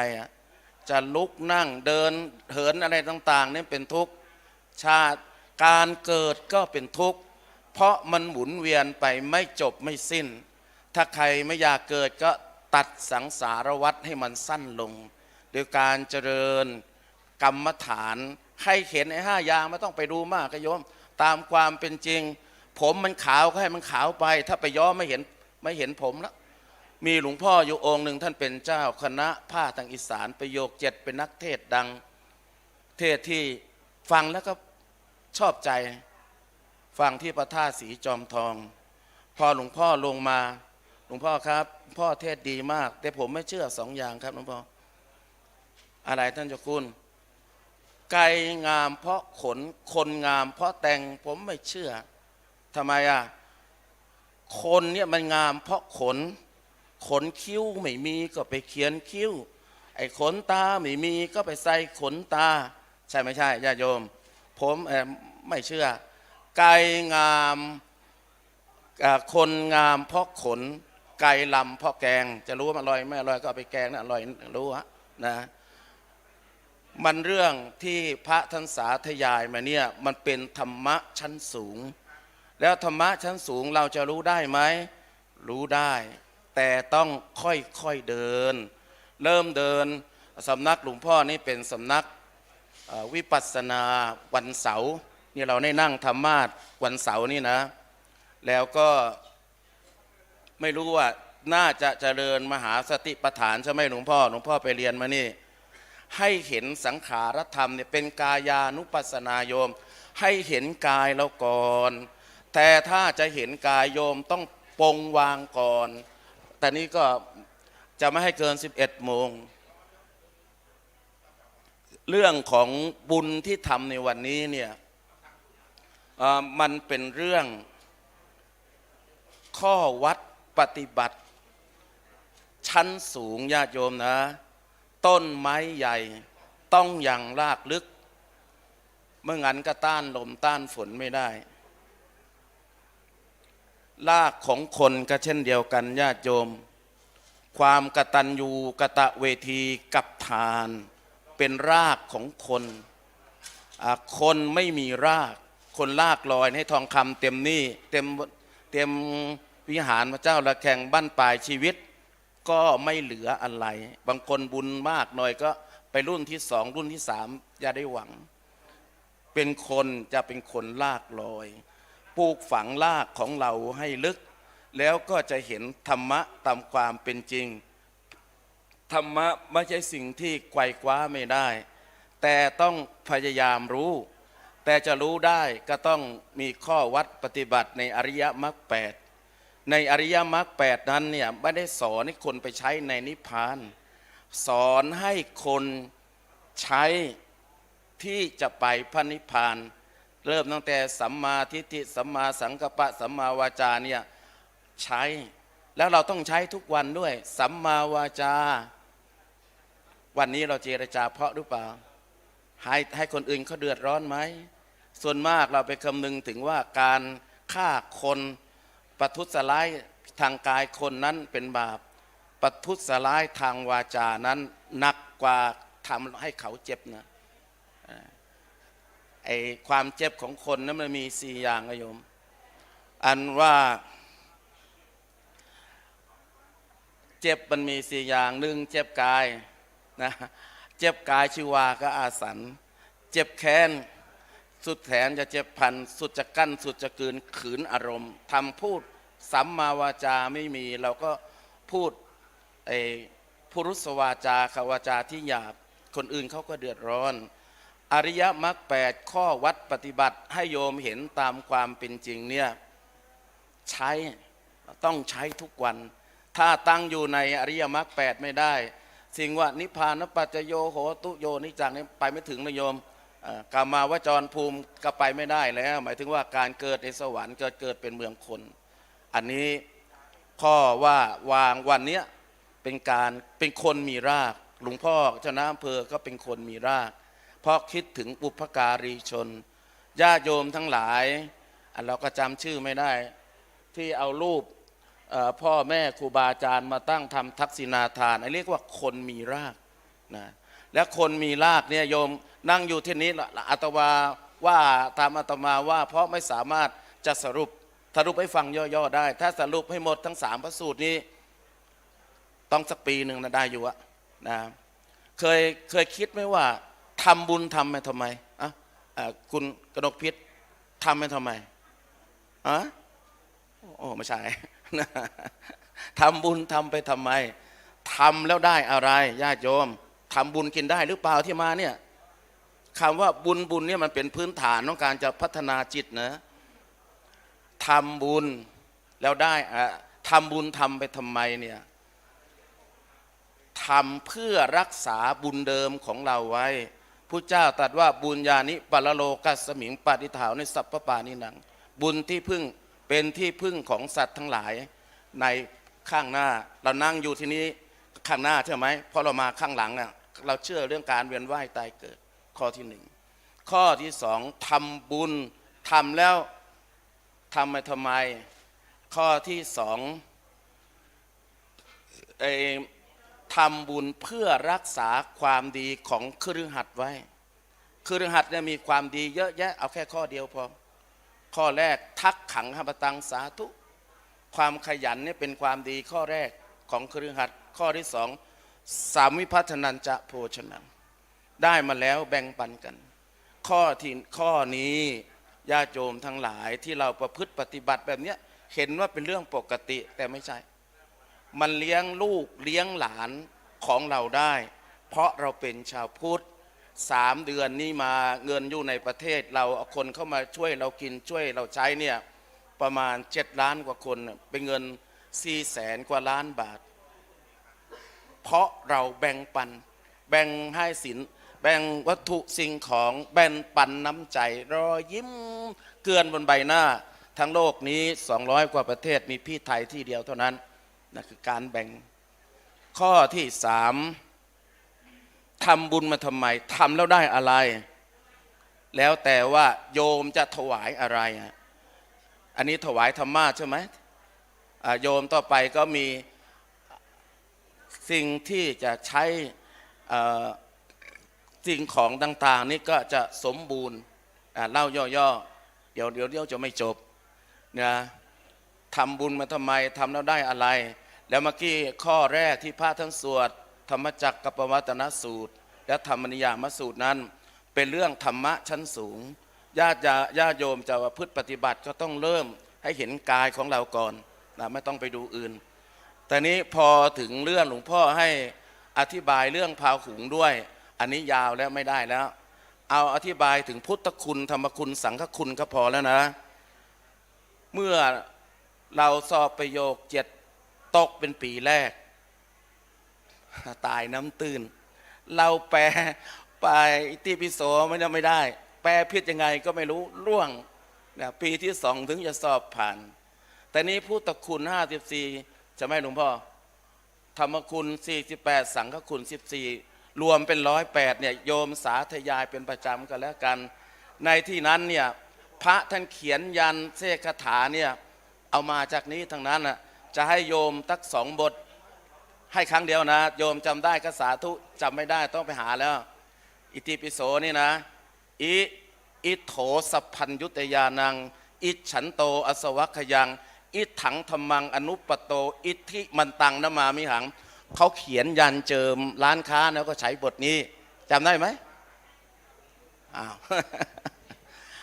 เอามหาเสน่ห์เขาเสกสีพึ่งใช้ในพุทธคุณเท่านั้นนะปิอิติปิใช่ไหม ปิโยเทวมนุษสานังปิโยนาคัสสุปันนังปินินทรียังนะมามิหังนะโยมจำนะถ้าไม่จำไม่ได้ถามหลวงพ่อก็แล้วกันนะแต่นี้ตอนกลางคืนเรานอนเนี่ยควรจะระลึกถึงพุทธคุณธรรมคุณสังฆคุณและสาธยายแล้วมันป้องกันภัยทั้งหมดทูตผีต่างๆก็ทำไม่ได้โดยเฉพาะพาหุงมันเป็นบทชนะมารนะ8 ข้อด้วยกันนะวันนี้แม่อธิบายนะเพราะเดี๋ยวเวลาไม่พอนะก็อธิบายย่อๆให้ญาติโยมฟังถ้าจะอธิบายยกธรรมะเป็นข้อเนี้ยมันเป็นธรรมะชั้นสูงแล้วญาติโยมก็จะตามฟังนี่ก็เข้าใจบ้างไม่เข้าใจบ้างต้องสนทนาเป็นการส่วนตัวและคืองานที่โดยเฉพาะนั้นนี้ได้อยู่อันนี้ก็สรุปธรรมะที่พระท่านสาธยายให้เมื่อญาติโยมฟังเมื่อกี้นี้ก็น่าจะเป็นที่ชื่นใจสบายใจของญาติโยมนะก็สุดท้ายนี้ขออำนาจ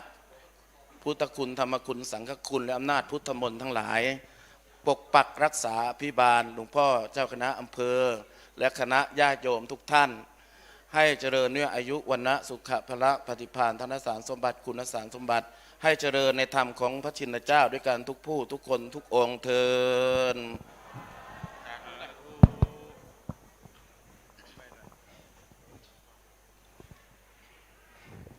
ได้ฟังเทศน์พระเดชพระคุณพระราชกิตติสุนทรใส่นะบนหรือท่านอาจารย์ประหารบุญเลิศธรรมกามโมจากจังหวัดกาญเพิ่นมาเป็นเจ้าวาดอยู่เมืองฝางนี่น้มนานละเป็นเซียวหลวงพ่ออายุเดียวกันปรริญญาธรรม7 ประโยค7 ประโยคแล้วก็ท่านได้อู้ถึงว่าบท3 บทน่ะคือธรรมจักรแล้วก็ธรรมนิยามแล้วก็สุดท้ายก็สำเร็จผลและชยันโตเนาะบทที่ชนะมารกล่าวถึงทุกพุทธศาสนาเนี่ยกล่าวเรื่องทุกอย่างเดียวคนที่ถึงสึงสุขก็ต้องทุกก่อนนะทุกก่อนวันนี้เราได้ร่วมกันฟังเทศน์ฟังธรรมฉลองธรรมาสใหม่เนอะธรรมาสหลวงพ่อธรรมครูปฏิภาณธรรมทีเนี่ยเปิ้นขอเยินโยนญาติโยมสาธุชนช่วยกันให้หอมได้สตังค์100,000 ปลายวะปดโทก้ายอดมันตะกี้ได้ตะไดท่านพระครูสริธานพิรักษ์เดี๋ยวมาแจ้งกันยอดกันเทศวันนี้รวบรวมแล้วได้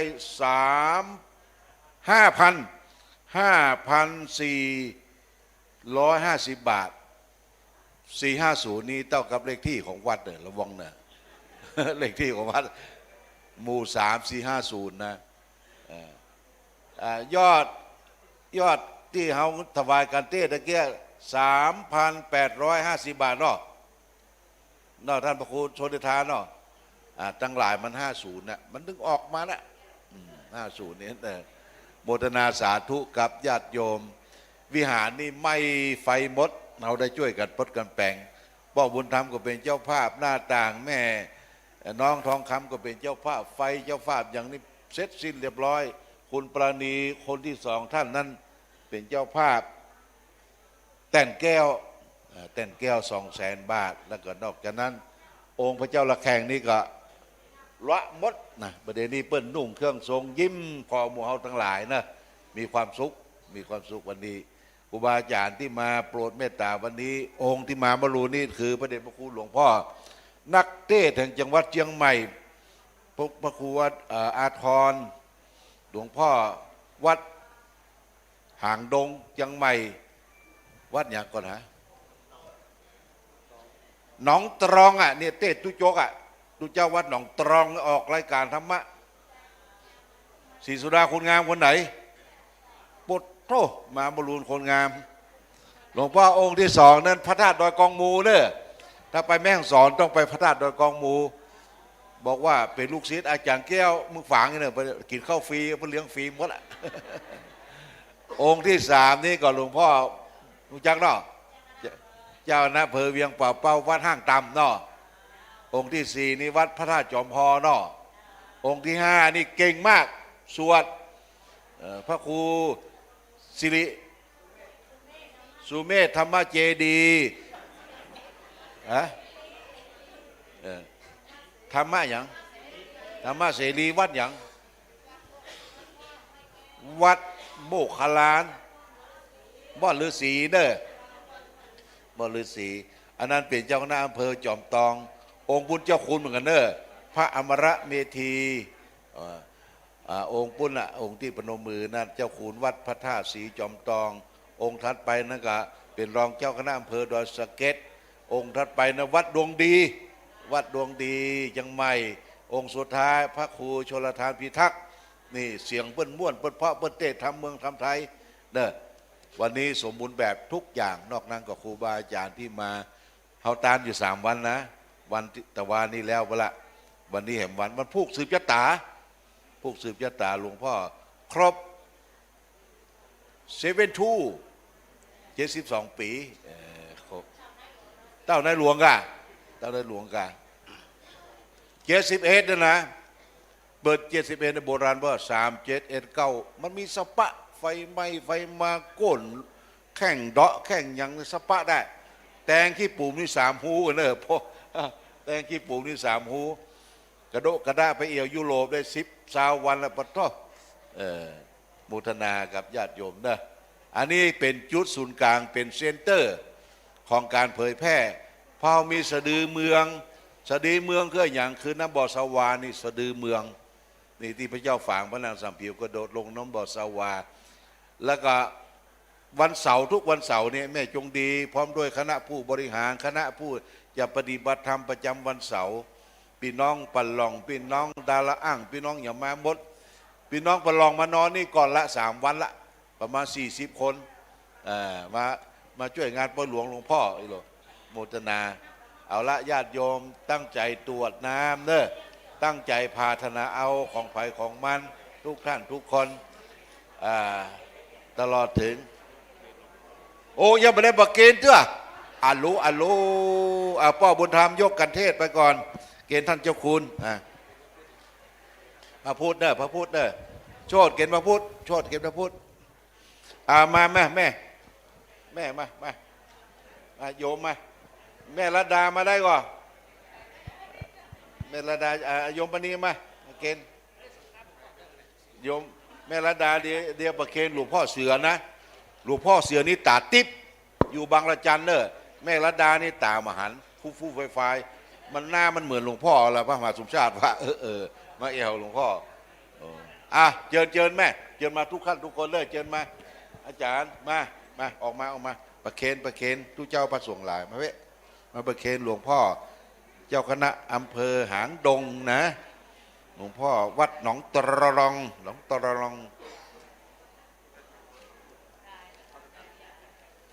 มาอาจารย์มาเพ่มาเกณฑ์เจ้าหน้าจังหวัดเจ้าหน้าจังหวัดแม่ห้องสอนพระธาตุลอยกองมูแม่ยวงปี้เกณฑ์นี้เจ้าหน้าอำเภอเวียงป่าเป้าแม่ครูปานี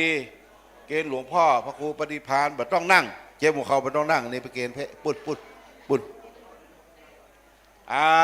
เข้าไปในเนื้อพอใจเข้าไปในเนื้อแม่ปุดห้องละห้องไปในเข้าไปใน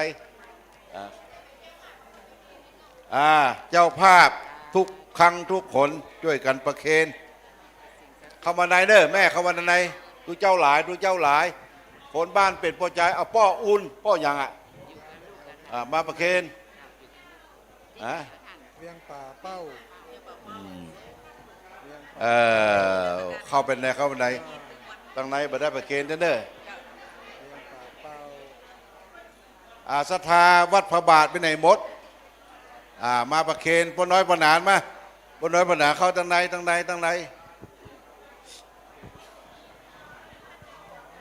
เนี่ย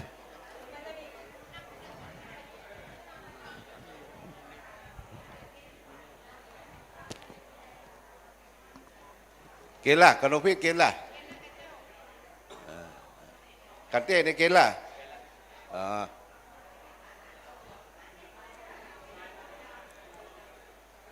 เอาพ่อบุญธรรมเอาอันนี้ในโยมรัตดาอากาเลียน เนี่ยโอ้อยู่นั่งเนี่ยมันต้องไปกรรมเนี่ยเกณฑ์หลวงปู่เลยหลวงปู่หลวงปู่พารับโอ้หลวงปู่อยู่สิงห์บุรีมาเด้อโคตรโทเจ้าภาพมาเก็บสั่งท่านอาจารย์หลวงปู่เกณฑ์ค่อยๆเด้อเข้าไปเกณฑ์ค่อยๆเดี๋ยวฉลองยามตัวเด้อยามอนุสรณ์วันเกิดกาพญานาค กาพญานาคกินแล้วแข็งแรงแล้วพญานาคนะเด้อฉลองวันเกิดด้วยโอ้ดีแต่อย่าไปลืมส้มเมืองฝางกินแล้วผิวพรรณงามผิวพรรณงามเดี๋ยวนี้มนฉันเข้าจันรุ่มแล้วครับเลยวันนี้แกงพักกุมหรือว่าแกงพักกุมเลี้ยงแกงพักกุมขอค่อยๆเลิกประเคนหมดหรือยังพ่อหลวงเข้าไปประเคนโอ้ม่วนแตะเนาะม่วนแตะตุลุงนันกับมาเลยตุลุงยองกับมาเลยเปิดอูแต่เจ้าละ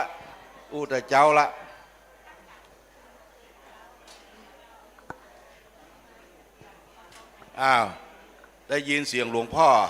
ขึ้นยะถาหลวงพ่อใหญ่ขึ้นยะถาละปอนเนออยะถาวะลิวะหาปุลาปาลิปุเรนติสาครังเอวะเมวะอิโตทินังเปตานังอุปกปปติอิชิตังปฏิตังตุมหังกิปปะเมวะสมิจฉตุสพเพปุเรนตุสังกปปาจันโทปนรสโสยะถามะนิโชติรสโสยะถาวิวาชันโตสัพพะโรโควินัสสตุมาเตภวัตตัวอันตรายโยสุเขติขายโกภวสัพเพติโยวิวัตตุสัพพะโรโควินัสสตุมาเตภวัตตรายโยสุเกติขายโกภวสัพเพติโยจันโตสัพพะโรโควินัสสตุมาเตภวัตตรายโยสุเกติขายโกภวะอภิวาสิเลสเนจังโวตาปัจจายโนจัตตารโอธรรมาวัฏตันติอายุวันโนสุขังพลังอายัญจะโคตาเขนาตินสังฆามเบสุปเตติตาเตคราตังกิตายัตสถานะโสอุปกาปฏิโสยาติธรรมโมจะอายังนิทัสสิโตเปตานะปุชาจักตาอุลาราพลันจะเปโคนัมมนุปเทนางตุมเกปุญ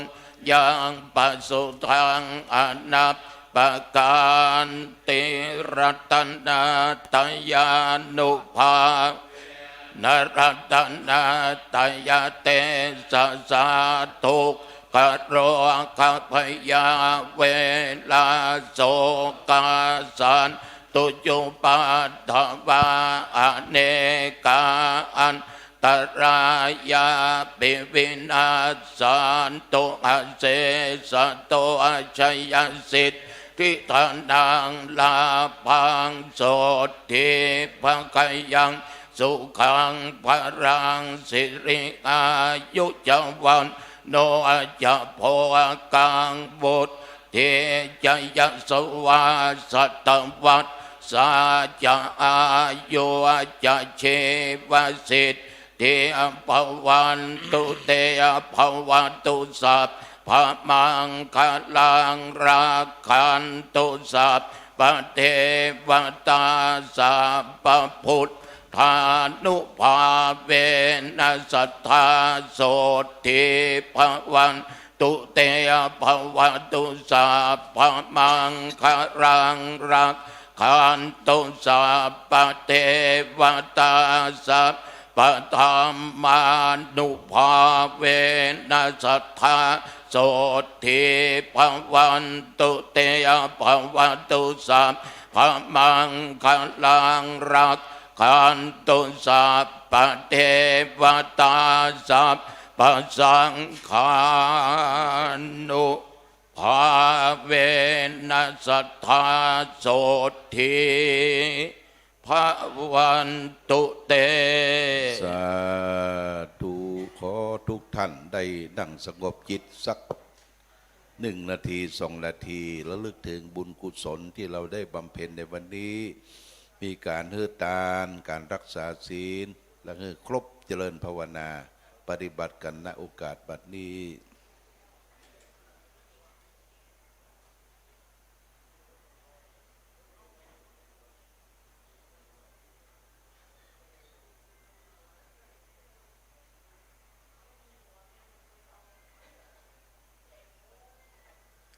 ว่าตรวจน้ำยังกินจีพื้นเมืองพร้อมกันเนาะอิตังตานากัมมังนิปานาปัจจายโยโหนตุนิจังอิตังศีละกัมมังนิปานาปัจจายโยตุโนนิจังอิตังภาวนากัมมังนิปานาโนนิจังยังกินจิกุสลังกัตตาปังกัมมังสัพเพกาเตหิงกาตังปุญญังโนอานุโมทันตุสุนันตุโตเยเตวะอัสสามิงทาเนอาทิกาตา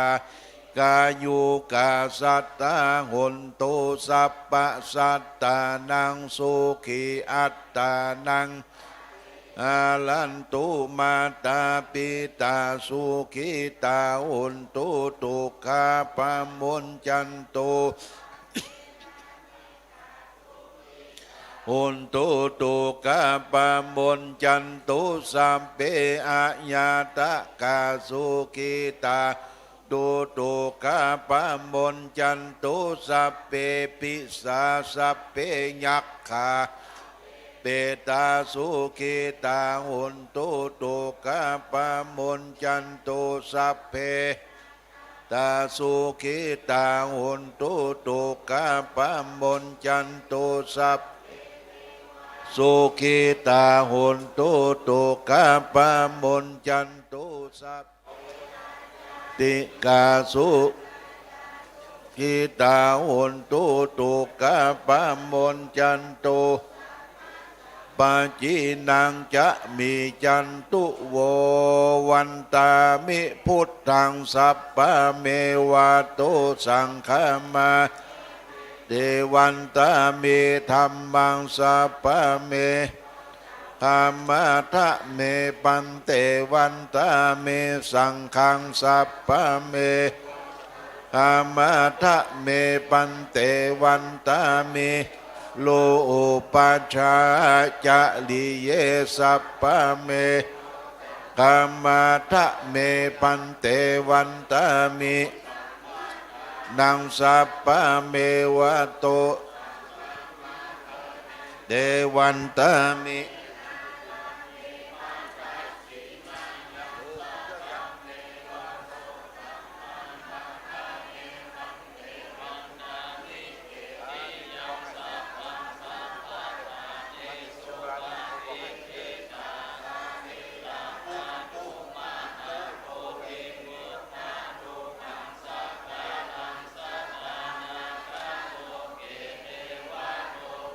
พระมะโลเกจุมปูติเป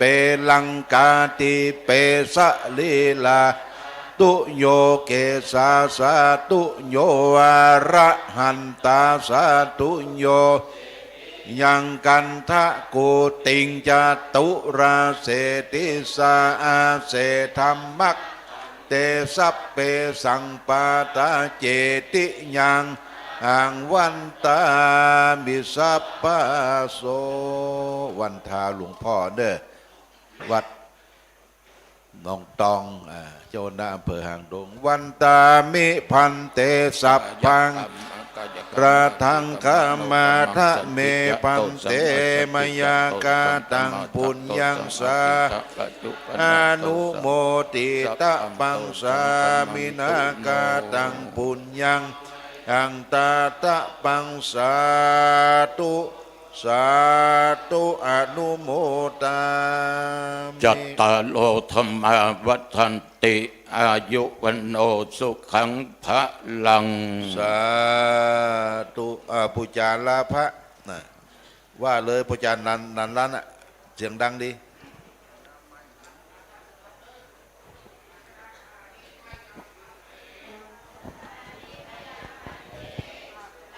มาพาหุกิจจะมายังพาหุการานิยา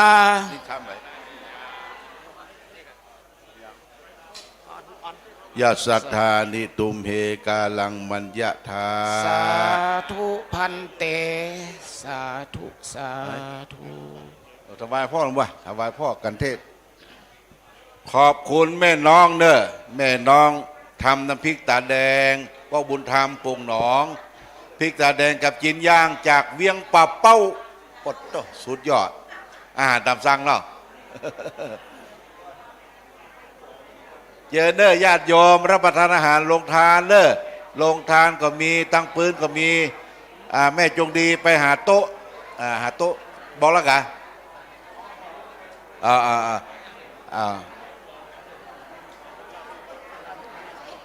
ฉันลุ่มเลยครับ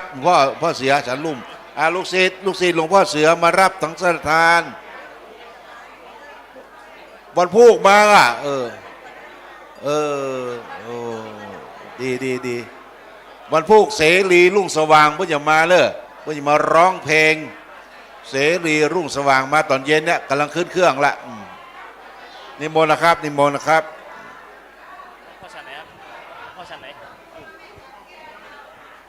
อนุโมทนาครับทุกท่านทุกคนนะครับวันนี้เรา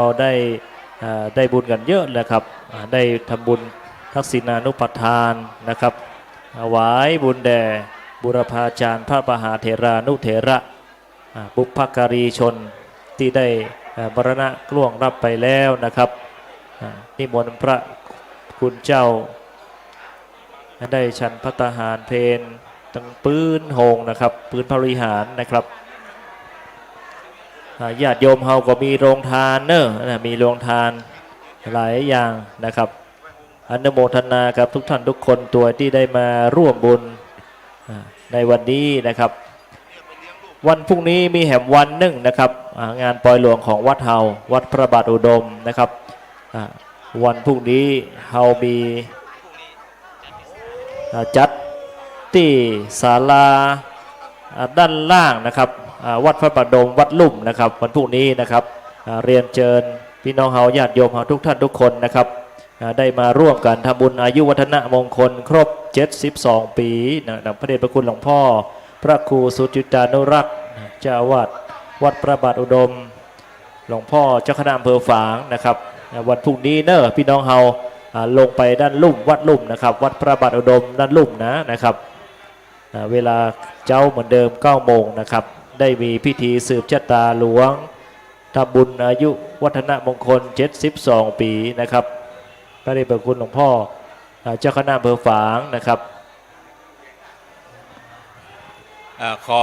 นำเรียนถวายครูบาอาจารย์และเจริญพรคือท่านพี่น้องศรัทธาทั้งหลายได้รับทราบยอดที่เขาท่านทั้งหลายได้หอมซื้อธรรมาสตึงโมดกันที่บริจาคผ่านครูบาอาจารย์ขึ้นสีขาวมาละแต่เจ้าเมื่อ10 โมงนับกันละบัดเดี๋ยวนี้มานับเนอะนับตึกแต่เจ้าละได้เงินอยู่ 19,039 บาท 119039แล้วทีนี้เอาไปซื้อธรรมาสกับการอื่นๆ 80,000 ปลายแล้วยอดธรรมาสแต่เจ้ารอบแรก 34,090 บาทรอบสองนี่แถม 4,560 บาทรวมยอดธรรมาส38,650 38,650หอมกันได้119039เอาหอมกันแต่เจ้าและสถาติมาบัดเดี๋ยวนี้หอมมาลูนได้เนอะหลวงพ่อเจ้าคณะอำเภอฝางลุกไปฮับโดยตนเองละนิมนต์นะครับฉันพัฒหารปื้นนี่นะครับท่านพระครูปริยัติรัตนโชตินิมนต์นะครับโฆษกประจำไม่ได้เหรอกองเขามากำสวะเขาไอ้วะโฆษกประจำเนอะเจอเนอะจะได้อู้ได้จ๋า สำหรับวันนี้ก็ขอ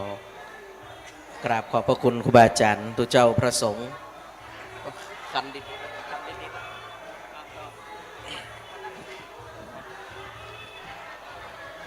นิมนต์นะครับครูบาอาจารย์พระเถรานุเถระนะครับได้ฉันภัตตาหารเพลจันลุ่มวันนี้มีหลายอย่างนะครับเด้อมีเจียวมดส้มใส่ไข่เนอะ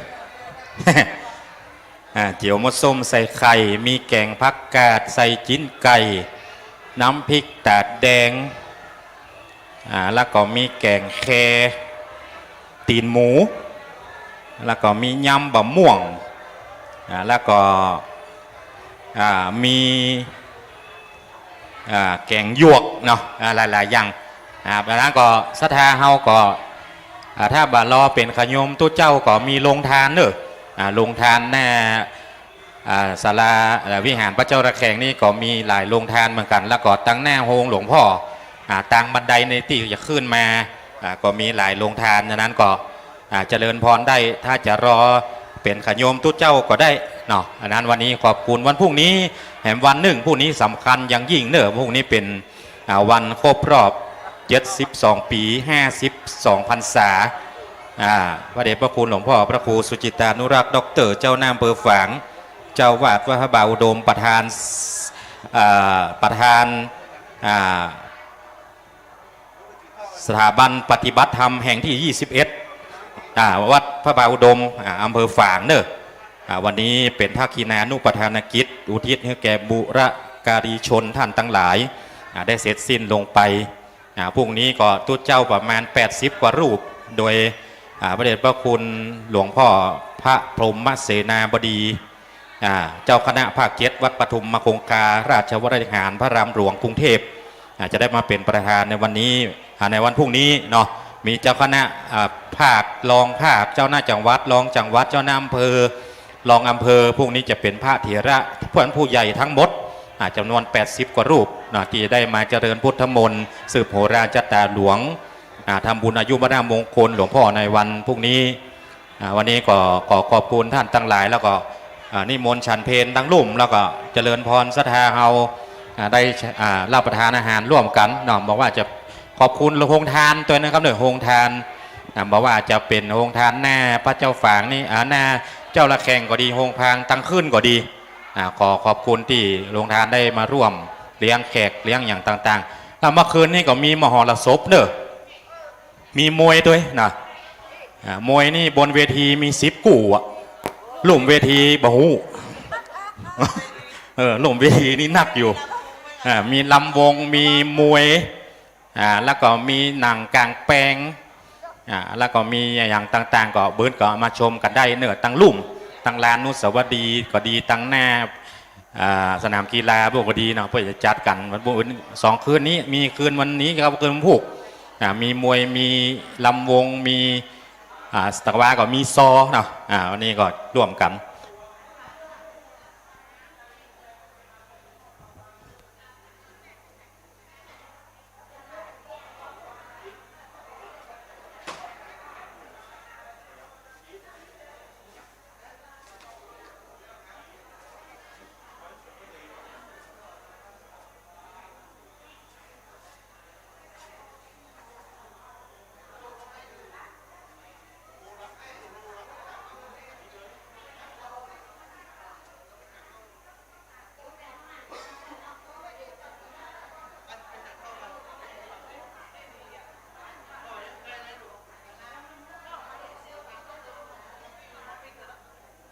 ได้เลย